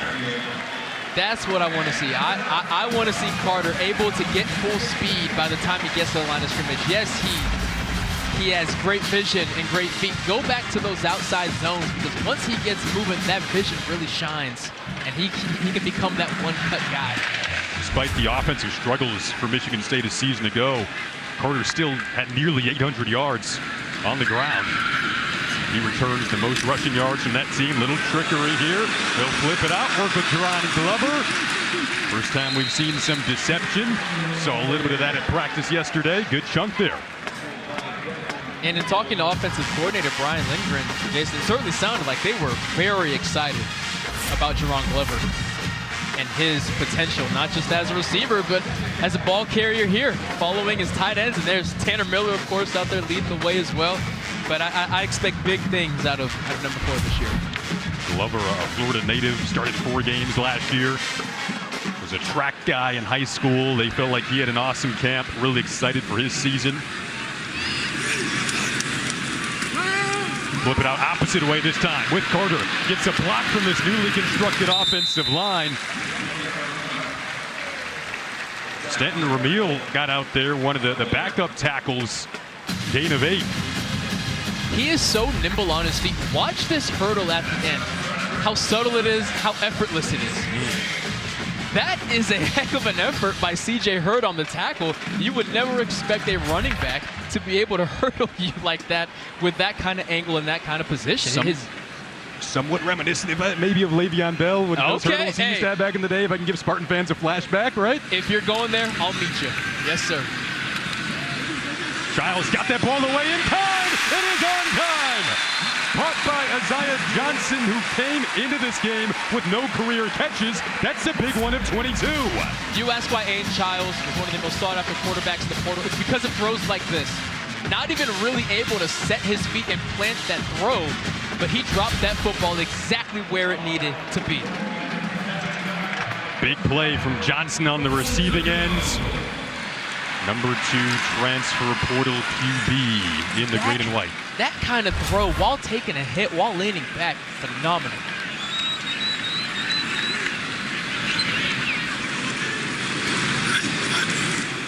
They've got Lynch-Adams in at running back. He already has 1 touchdown today.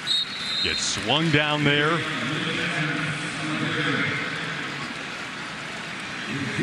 I'm keeping eyes on tight end Jack Velling as well. Only 1 reception here today, but last year, how do you lead the country in receiving touchdowns by a tight end? It's the red zone. That's where Oregon State thrived. That's where Michigan State wants to thrive. It's a great call.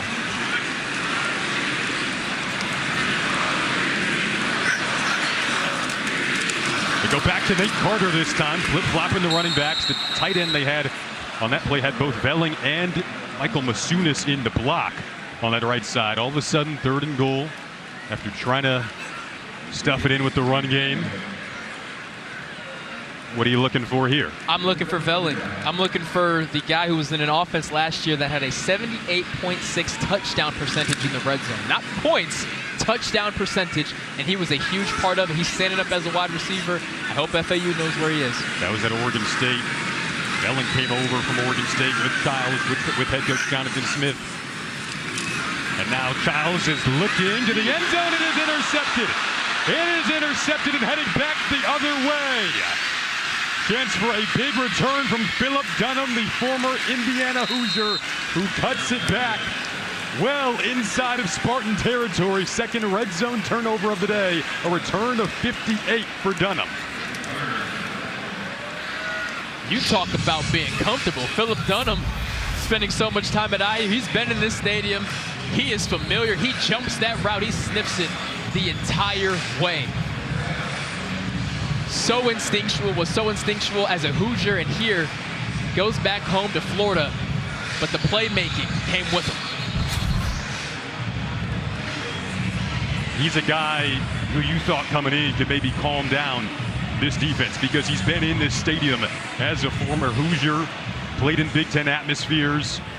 Key from a leadership standpoint, and Philip Dunham comes up with the big pick with 3 minutes to go. You mentioned earlier, you can't keep Florida Atlantic's hopes alive. Well, Philip Dunham just really injected some hope and energy back into this FAU team. Barry Mobley bounced off a tackle, got to the outside, wrapped up by Cal Halliday. Gain of 4 there. So now Florida Atlantic, they didn't capitalize last time they got into the plus side of the 50, missed a field goal. They're back at it, though, in Michigan State territory. Fancher keeps, design carries, slid down. Again, that kind of late slide. You've seen it earlier. Angelo Gross, who had an interception for Michigan State, with the contact there. Angelo Gross thankfully stayed high on his tackle attempt, but this is that slide that was just a pain in their side for that entire first quarter. I mean, that is very late. 1 for 8 on third down. Florida Atlantic. Look at Fancher improvise, and he's ultimately brought down. The flag came flying in late, and there was a slight grab of the face mask at the tail end. You wonder if that was where it was, but when was he down as well? And you have Fancher grabbing his knee. It looks like he's walking it off, but personal foul, face mask, defense number 94. 15-yard run. Again here, Brock, we're going to take a look at this, and I think it's, again, a byproduct of when he goes down. It's like that grab of the, you got long arms, of course, but it's so tough. There's a grab, definitely. It is so tough. Grab. And it's also tough to win games when you have 4 personal fouls. Now, obviously, once you get your hand in that face mask, that flag is going to go 10 times out of 10. But to your point, when you slide that late, you get yourself in compromising spots. And as long as he remains healthy and can keep playing, it's an advantage. But at what point is it self-harm? I mean, Barry Mobley with the run, and I'm right with you there where it's working. It's an advantage for Florida Atlantic that he's doing that, because you're catching the Spartans need to be disciplined in terms of plays just like that. You can't have that many personal fouls.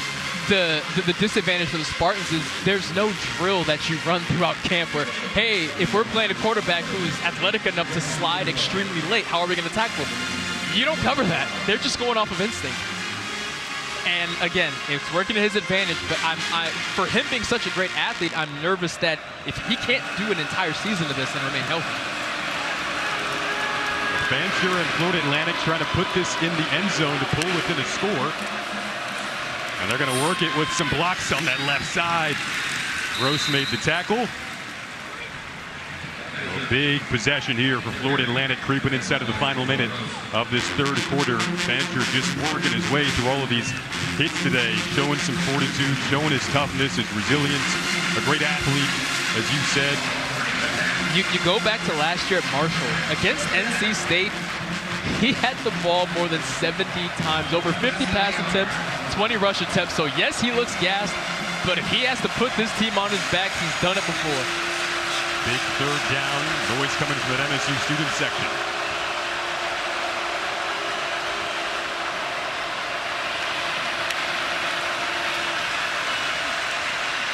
Fancher has to switch sides. intended for his tight end Zeke Moore, but incomplete. Cal Holiday was out there on the coverage. Brings up now a decision here on 4th and 1 with 11 seconds to go. Offense appears to be staying out there. Absolutely. Even if you kick a field goal, it's still a 2-possession game. You don't know how often, how many more opportunities you're going to get to be on here. I mean, there's no doubt we're going for this.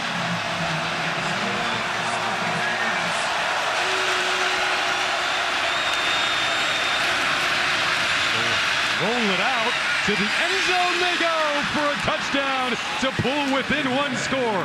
Jay-Sean Platt on the receiving end, and a big play for FAU off that INT.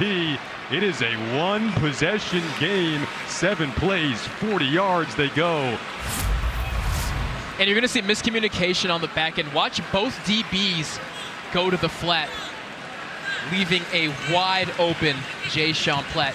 When you are in man coverage, you have to communicate, especially in the red zone. Are we switching or are we sticking?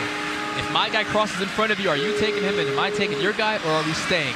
And unfortunately, miscommunication gave an easy 6. Important extra point for Suarez, and he does make it a 6-point game. So, it's a new ball game in East Lansing. A 1-possession battle nearing the 4th quarter.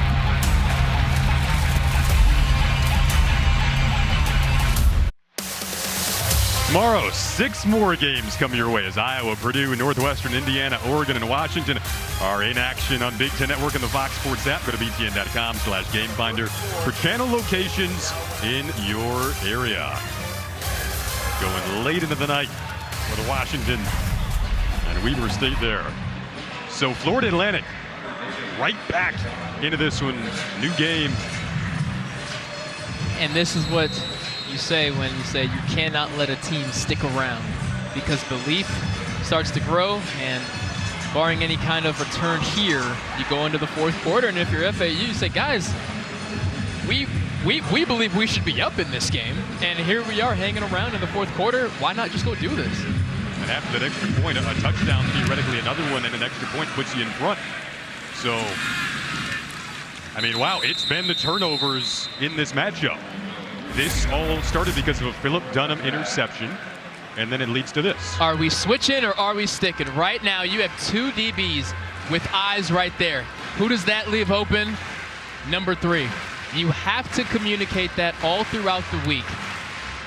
If my guy crosses under yours, am I taking him and you take my guy, or are we staying where we are? Fantastic play call by FAU. But you got to communicate that.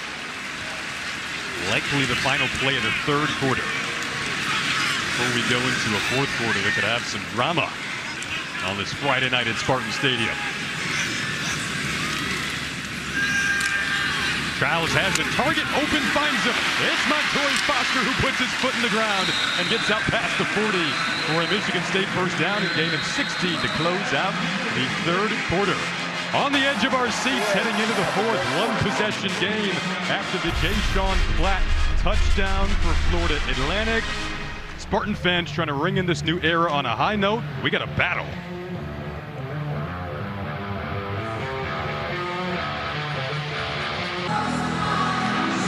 What an atmosphere. What a night to be a college football fan. Back at it, 4th quarter, 1-possession game. Michigan State, Florida Atlantic. Sold out Spartan Stadium, packed, and they've got a fun game to watch. Michigan State offense takes over. Second play of this series, and moments ago, Danny caught up with Florida Atlantic head coach Tom Herman. Coach, you told me your quarterback, Cam Fancher, needs to be a difference maker. What did he show you on that 4th and 1 touchdown pass? Well, a lot of toughness. You know, he's getting banged around out there pretty good, but, you know, they brought the house on us, and he did a great job hanging in there and delivering it. And as poorly as we played on that side of the ball, to be within 1 touchdown in the 4th quarter, we're going to find out how much fight we got left. Thanks, Coach. There was a jump. This should be a free play. They lob it up to Glover. And now we'll get the verdicts. You may throw some socks down there if we're having laundry day. 5 flags on the field. Take your pick.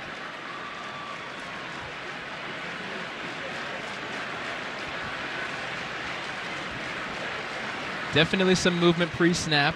Likely a pass interference as well. Tons to discuss. Lots of walks out to the field today for referee Brian Banks to make calls. He's going to give us another one here.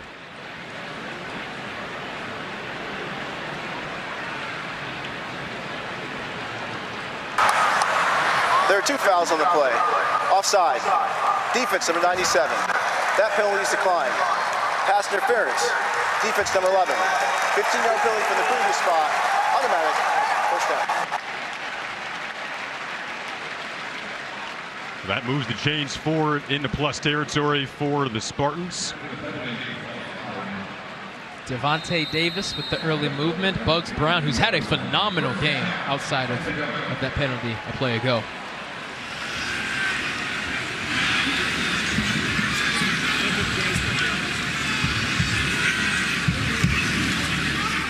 Seen a lot of this tonight.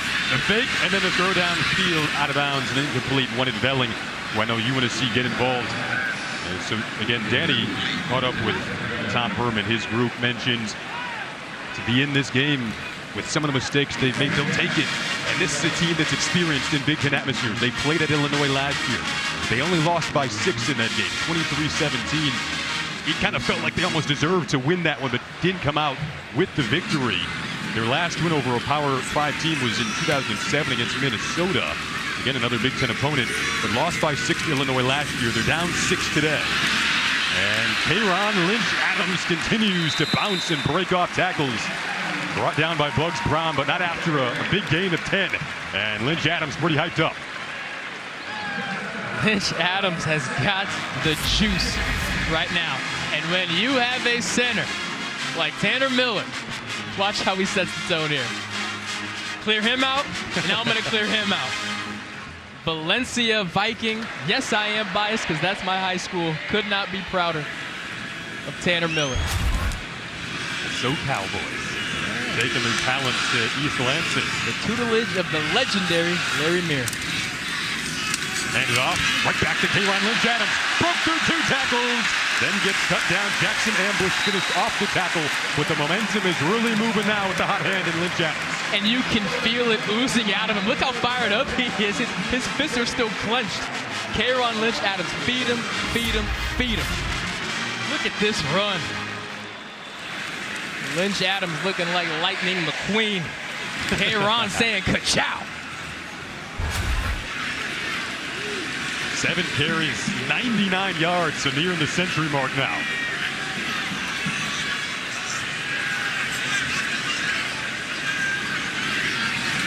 Adjustment at the line for Childs, right back to the hot hand. In Lynch-Adams wants the edge, did well to stay in bounds there. We want to start this offensive identity with the ground and have balance off of it. I love the look in his eyes right now. I love how fired up he is. I love how physical he can be, but also a little finesse. This is more of a finesse run. Look how patient he is on the sideline, saying, yeah, I'm not going to score. I'm just going to tiptoe my way. Okay, now it's time to be physical again and get some extra yards. Love how 15 is toting the rock. Now can you finish it off in the red zone? A lot of this coaching staff coming over from Oregon State. They had a lot of success in the red zone with 12, who's in motion, Jack Velling, but they hand it off again. This time Carter in as Lynch-Adams gets a breather.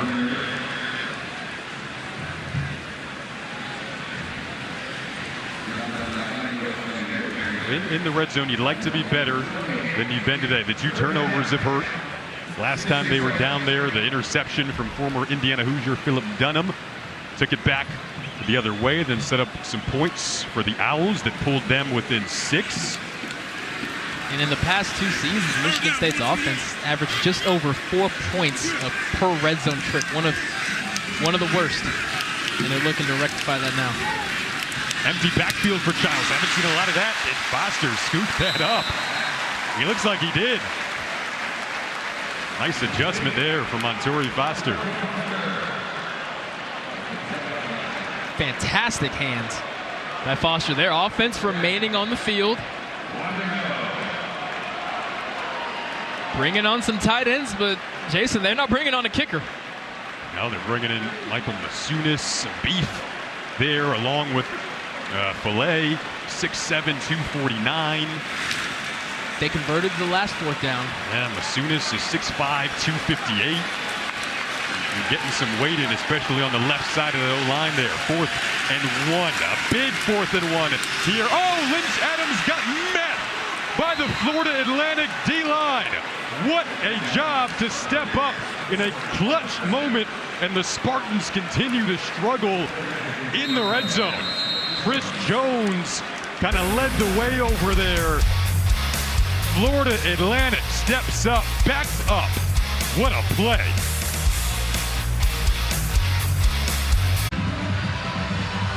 But tonight, after volleyball, really late, The Big Show delivers highlights, post-game interviews, and complete analysis only on the Big Ten Network and the Fox Sports app. Again, Oregon and Pitt, 7:30 Pacific time, 10:30 Eastern time. Volleyball start tonight after football out west. So now, resetting things after the 4th and 1 incredibly clutch stop for this Florida Atlantic defense.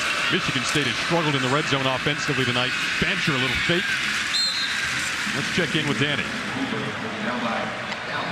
FAU has a GOAT receiver on the sidelines in terms of their director of player engagement. It's Chris Carter, the first consensus All-American wide receiver for the Ohio State Buckeyes, an 8-time Pro Bowler. I caught up with him before the game. As he's in this new role, he says he wakes up every day and is able to mold these young guys' lives. I asked, are you having fun? He took a nice long pause. He said, this is the most rewarding job I'll ever have in my entire life. And it's a full-time job. He's in the office every day at practice and on these road games. And he is such a special mentor for all of these young men at FAU. Thanks, Danny. Really cool stuff. An open door policy is his mantra. Players can walk in at any moment that they want. Big 3rd and 4 here. That is complete. A first down and more to Amari Hayes. They continue to get different guys involved. There is a flag out there. The flag is on the Michigan State sideline, whereas all the action was on the opposite side, so it's likely something sideline related. Sideline warning, Michigan State. This is their first sideline warning.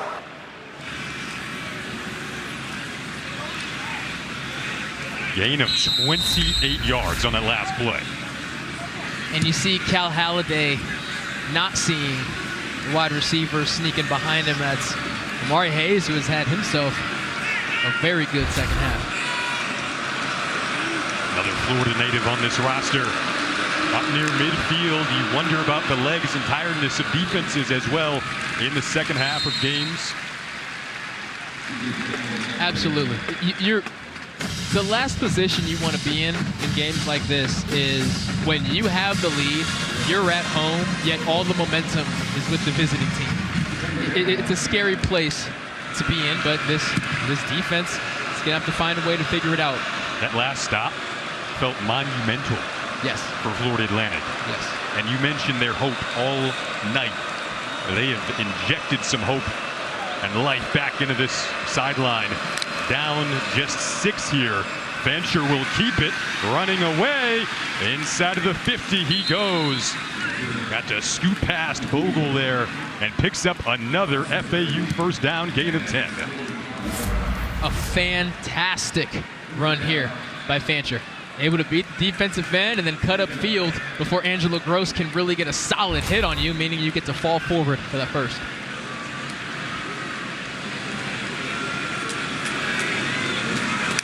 Spartans made some substitutions, get some fresh legs out there. George Johnson, the catch this time. Again, slipping through tackles. Mentioned how good the open field tackling was for Michigan State in the first half. Going to become even more bigger now in this fourth quarter at a gain of 5 there. Back-to-back plays now. The defensive back tackling for Michigan State has really harmed them, and it's been their strength up to this point. You talk about the exhaustion, and FAU's offense is kind of one-dimensional, but if you can't tackle, it doesn't matter. It's almost like the skill set of trying to wear you down has now started to do that and become a positive in this second half. They're looking for George Johnson again. Charles Brantley on the coverage. Really excited to have him back this year. Brings up a big 3rd and 5. You can't point to any of these DBs that are losing one-on-one battles. All of the significant gains for FAU have come from busted coverages or penalties or just guys straight up in the wrong position. But again, 3rd and 5, Cam Fancher and his legs are maybe the most dangerous thing here.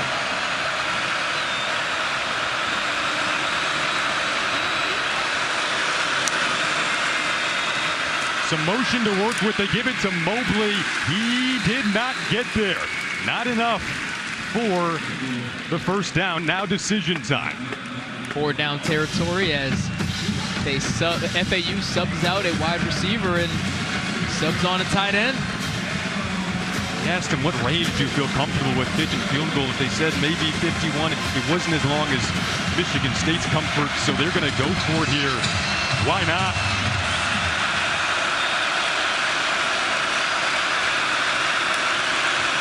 That was Platt in motion. Fancher ran that direction, then got hit in the backfield. Turnover on downs. Excellent play coming up there. Anthony Jones with the hit. And Michigan State fans happy after that one.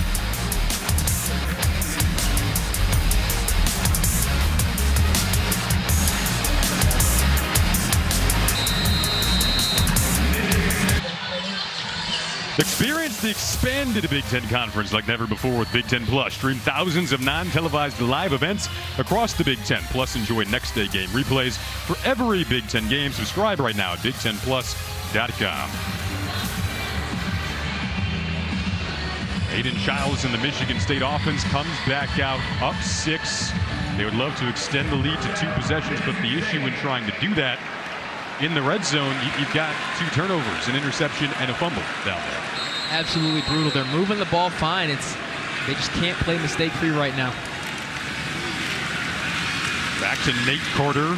Some good starting field position here with 6:48 to go in this 4th quarter. Remember, we have the new 2-minute timeout this year in college football. Michigan State has 2 timeouts, but the clock will also stop, and you'll have that timeout at the 2-minute mark. Florida Atlantic with all 3 of their timeouts. Did you like the Florida Atlantic decision to go for it? I did. I absolutely did. The fact is, they have nothing to lose. They belong here. They are more than capable of winning this game. You could argue they should be up by now. Yeah. So yes, keep that pedal to the metal. Tom Herman and his staff not afraid whatsoever. Lost by 6 in Champaign, Illinois last year to the Fighting Illini. Down 6 to the Spartans in East Lansing. This year, Childs got tripped up a little bit, kind of derailed what could have been a good play as he was looking for Velling on the move.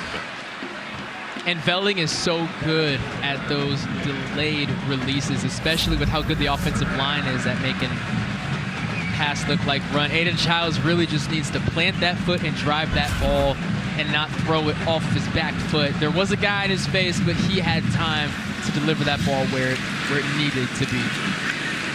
Neither team has been great on 3rd down today. 3 for 11 are the Spartans. See what they can cook up here.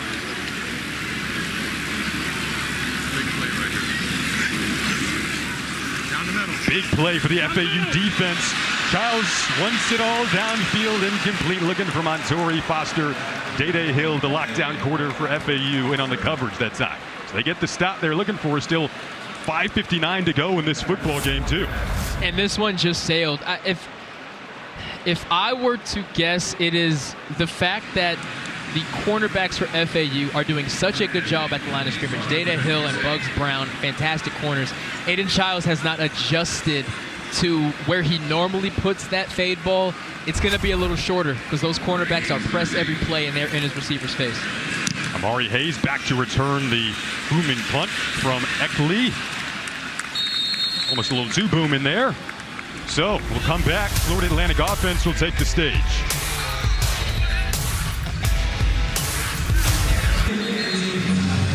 Coming up after the game, Big Ten Live football postgame show sponsored by State Farm.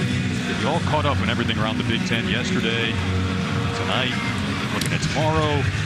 There's Tom Herman, Florida Atlantic head coach, former Ohio State offensive coordinator during the national title year in 2014. You see the 1-10 versus Big Ten opponents in program history. Last win coming in 07 against Minnesota.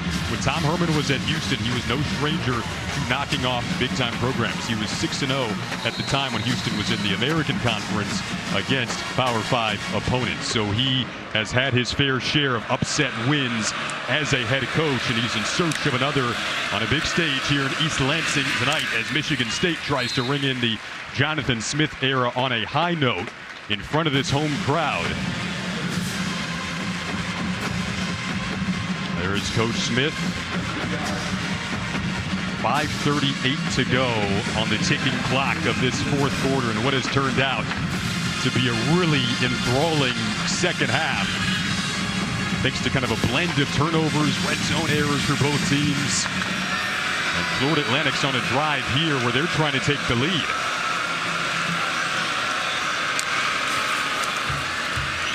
Fancher, dangerous crossing route. It is caught, though, by Hayes. It was Martinez who was flying in, though, tried to jump that route. He sniffed it early. Fancher got it there. I mean, if he was a millisecond later, that would have been intercepted. Great job by Martinez to sniff it out, but just wasn't quick enough. And Martinez already with one interception today.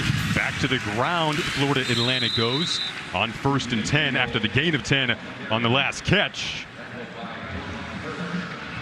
One thing that's benefiting Michigan State is how deep all the rotations are. Every opportunity they get, they bring on 3 new defensive linemen. We've spoken at length about that linebacker room, how many guys can play, even on the back end at the DBs. Angelo Gross is now in the game with his brother on the other side of the field with Avion. Right, Maverick Hansen, Van Sumeren just so much substituted in. So much depth. Cal Halliday up there. See if they bring it. Halliday backs up. Fancher will throw. Clean pocket for Fancher. Too tall. Oh, he had a target as well in Marlon Johnson, but too tall for a pretty tall receiver at 6'4". You're going to see Angelo Gross on coverage, and he runs into him, and you could have thrown a flag there, DPI, but I guess he didn't really impede Marlon Johnson's progress, but that's why Marlon was so wide open. Fancher just not able to get that ball down to be catchable. If you're a Spartan fan watching that replay, you're taking an exhale because that could have been a very big play. You could argue it should have been.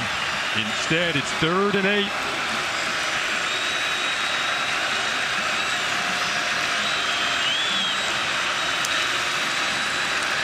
Fancher, pressure off the edge. Gross got there but couldn't bring him down. Now Gross gets back up, but Fancher gets it away. Was this caught in bounds? Found Dom Henry, and where do they mark it as well is the next question mark.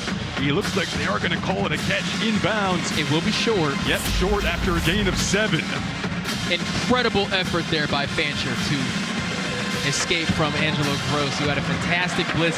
He needs to be careful around those feet after the release, but the fact remains, 4th and short. Offense on the field. 1 for 2 on 4th down so far for FAU. Maybe the biggest snap of the game so far.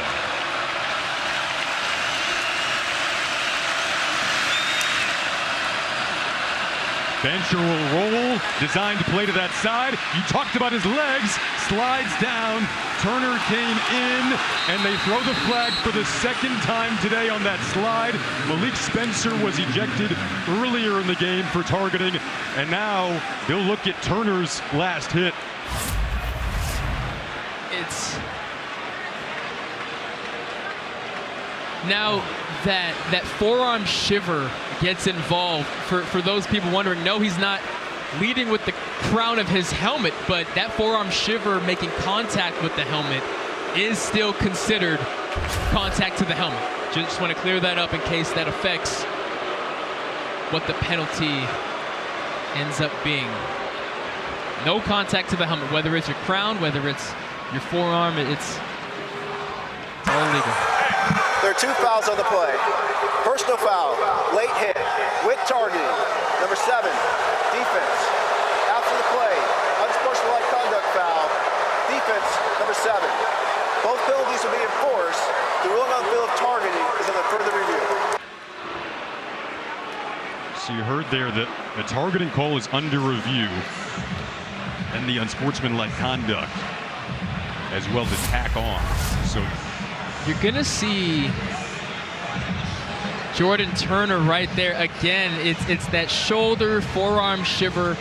Obviously, there is contact to the helmet. You see the helmet go flying, but that affects the targeting aspect of it. Of course, Jonathan Smith is incredibly upset. I mean, I've lost count of personal fouls, Jason. The decisions being made in Rosemont at the new Big Ten Replay Center. And we are going to bring in Mike Pereira, our rules analyst here, to get his thoughts. I'm curious, Mike, your thoughts on when he becomes defenseless here, because it's something we talked about on that first targeting call in Malik Spencer earlier in the game.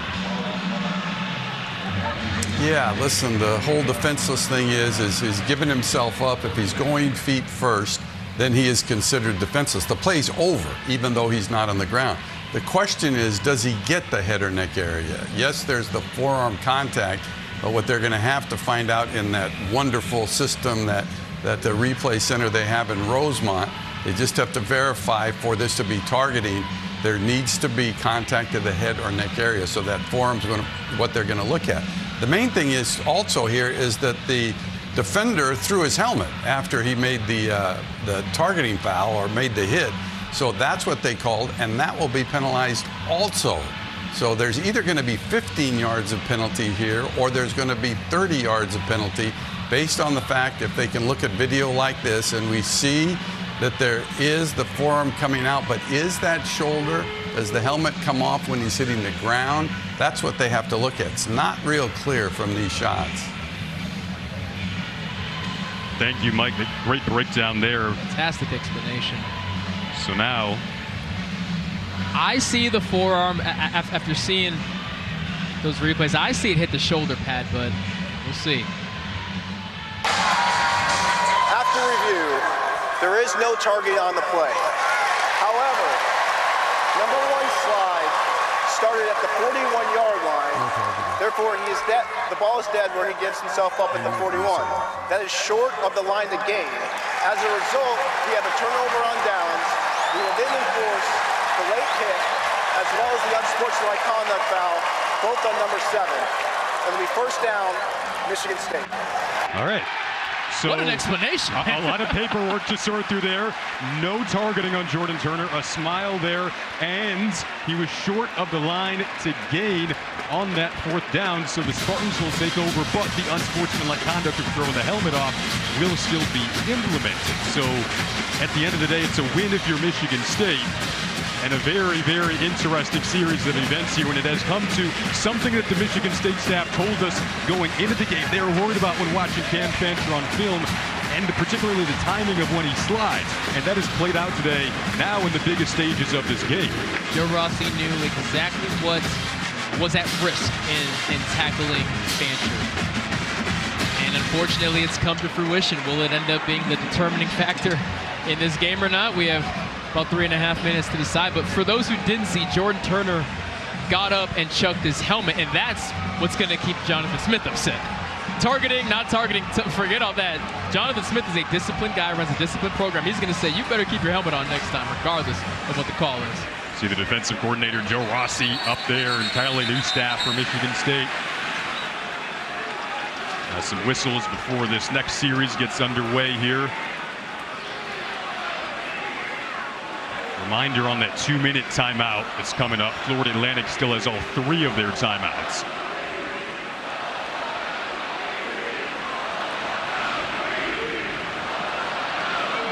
$11 penalties, 125 yards for Michigan State today. Something Jonathan Smith will want to clean up next week against Maryland when they play their first conference game of the season very early on in this campaign.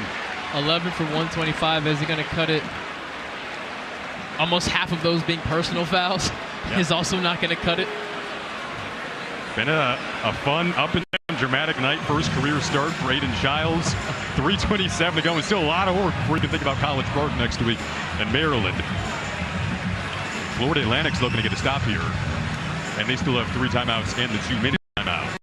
So you got some work to do right now. What are your thoughts on what the Michigan State offense should do on this series?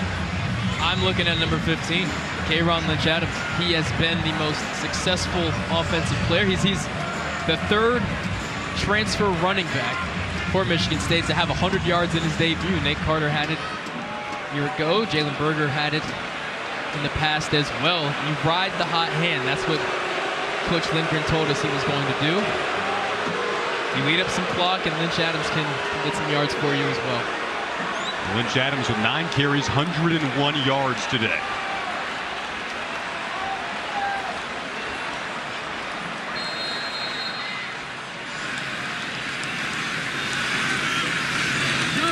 First play, they're trying to eat up clock and keep this drive going, but a really good tackle out of the edge by the leader of that FAU defense, Jackson Ambush, on Nate Carter.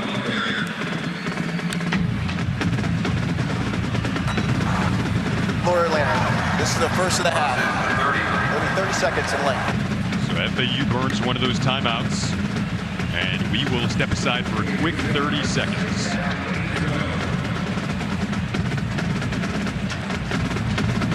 Game clock operator. 2nd and 8 coming up now. After that gain of 2 on the last run. We said go to the ground, feed the hot hand. Florida Atlantic wants the quick stop. Trials will fake it. They want the pass game off the run game in this offense. Throw behind Glover. So now 3rd and 8, and the clock stops at 3:16. Very close coverage. You see there Data Hill just blanketing Jerron Glover, and Childs tries to lead Glover behind to sit down, but the pass just wasn't where it needed to be. Now we sit on 3rd and 8 with a stop clock. They said they're remaining aggressive, and I like that, but this is the downside of it. Just 3 for 12 on 3rd down today. This is the biggest of the day.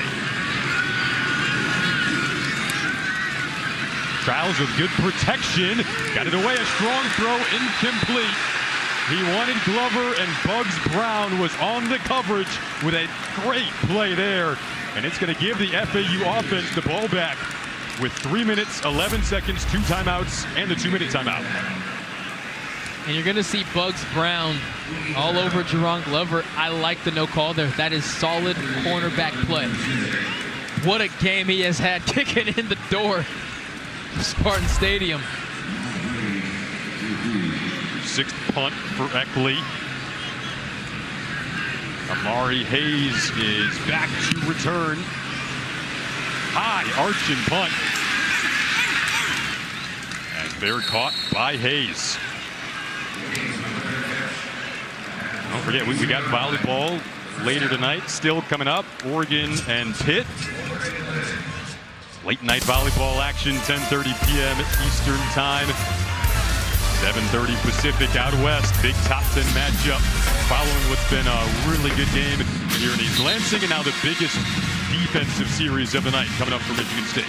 Going back to volleyball, I'm excited to see where a very good program in Oregon lands amongst the rest of the Big Ten, which always has a tremendous amount of representation in that Sweet 16. It's going to be fun to watch their journey this year. Yeah, back-to-back Elite Eights for Oregon and the Ducks. So 3:05 to go. Cam Fancher, one of their captains for Florida Atlantic, new QB, transferred from Marshall, wanted this stage, wanted this setting, sold out Friday night crowd. One of the biggest drives of his young career with his team down 6. His legs will be a key part of it, but he gets brought down quickly. Interior of the defensive line was ready. Jalen Thompson was in there with Dequan Douse. Loss of 1. And you're going to see number 9 just slowly collapse that pocket. And once he gets that arm on you, you are going down. He puts that 250 pounds of weight. Fake it, and the throw looked like communication just wasn't there, so all of a sudden, very quickly, you got 3rd and 12 coming up here with 2:36 to go. Fancher was expecting Milan Tucker to sit down. He kept running that slot fade, which is why there is nobody over there. And a big 3rd down coming up. Spartan crowd is going to let him hear it.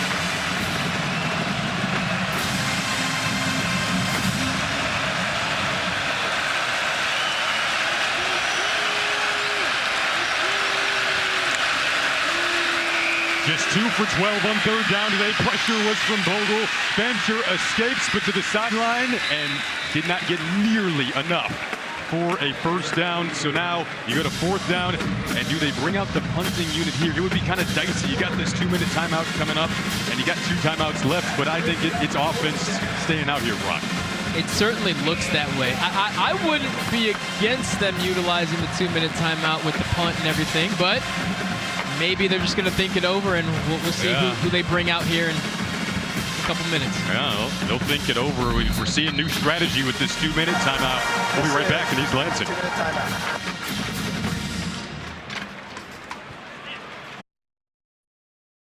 Dave Revson, Marcel Reese, Ashley Adamson going to get you back out to East Lansing.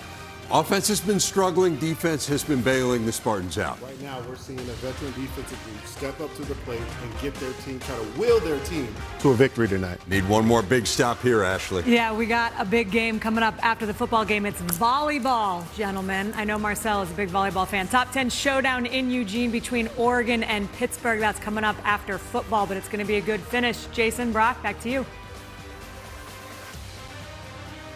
Back here in East Lansing.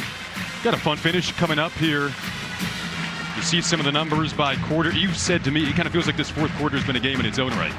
It certainly has. It has been a journey, and it's tough to how much you can chalk it up to week 1 kinks and jitters, and how much of it is just shooting yourself in the foot, which both teams have done. Both teams can have an argument for being up multiple possessions right now. Let's see who wants it more. 4th and 8 for Florida Atlantic. Huge play here. Maybe the biggest of the game. Fancher over the middle, and that is caught. Hold in. Hayes with the grab. He has been big in this second half. And that was a long developing dig route. So let's start with the offensive line, who held a clean pocket. And now the up-tempo game right back to Hayes. Smartly gets out of bounds.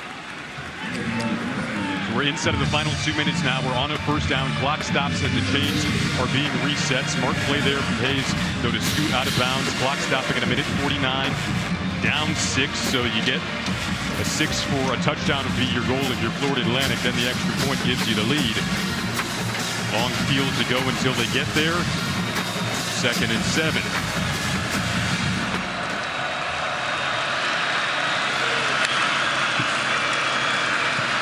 Fancher steps up, almost had to hop over his own man, then got dropped by Jordan Turner from behind. A big sack and a loss of 8. On that big 4th down, Joe Rossi played coverage. They got beat. On this play, they bring the pressure, and Jordan Turner gets home. Timeout, Florida Atlantic. Will be right back.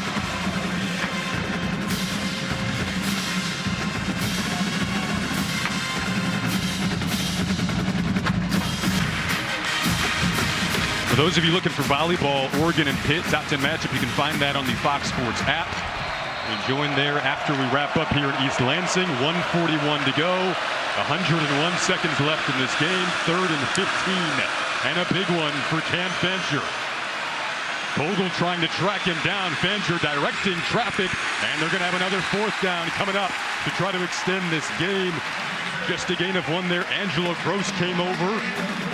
Contact there between Fancher and Bogle. It's Gross who had the interception earlier in the game with the big play.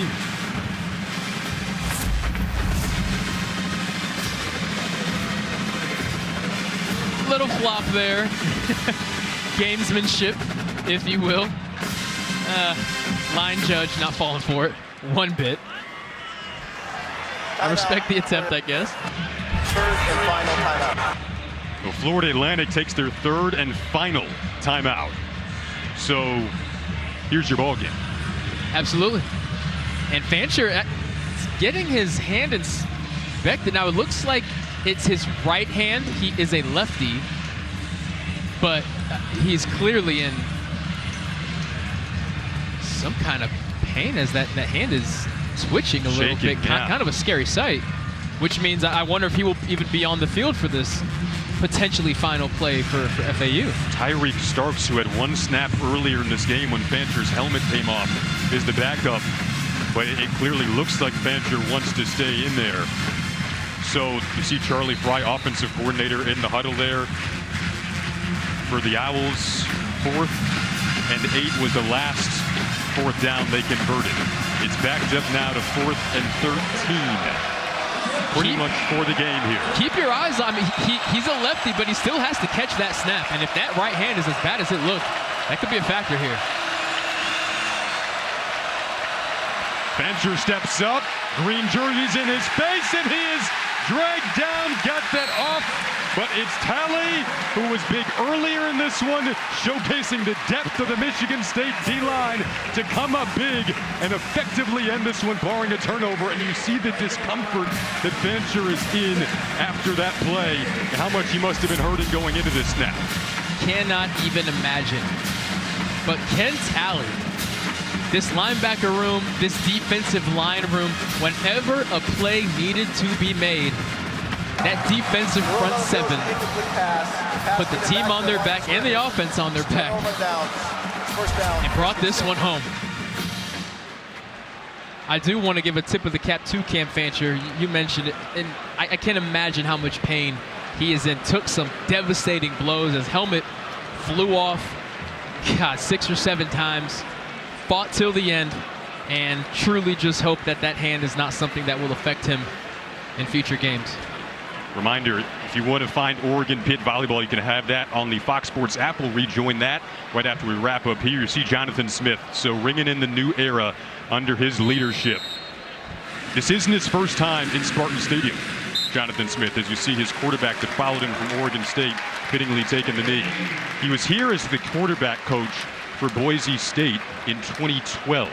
Michigan State, Boise State, go back to that one. That was his first time here, and that was kind of when this Michigan State program was coming off, getting deep, postseason Big Ten championship games, winning big bowl games, and he said he wants to restore it to where it was. You've seen Rose Bowl wins. You've seen Big Ten championship games. They made the 4-team playoff.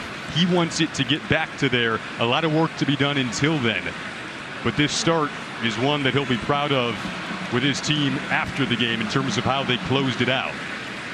It took 4 years at Oregon State before he was able to get his first win and bowl bid. Regardless of what happens tonight, I'm telling you, that will happen in half the time here in East Lansing. 16-10. Going to be the final. To get the final handshake there for Jonathan Smith and Tom Herman. The final score for our awesome crew. Brock, phenomenal job. Danny Rogers down on the sideline. 16-10, Michigan State going to wrap this one up. Improved to 12-0 in Friday night openers. Mentioned we got volleyball coming up, Pitt and Oregon. Aiden Childs gets his first win as the Michigan State QB. We're going to send it to Eugene. Big Ten volleyball, number 4 Pitt, number 10 Oregon. Good night from East Lansing.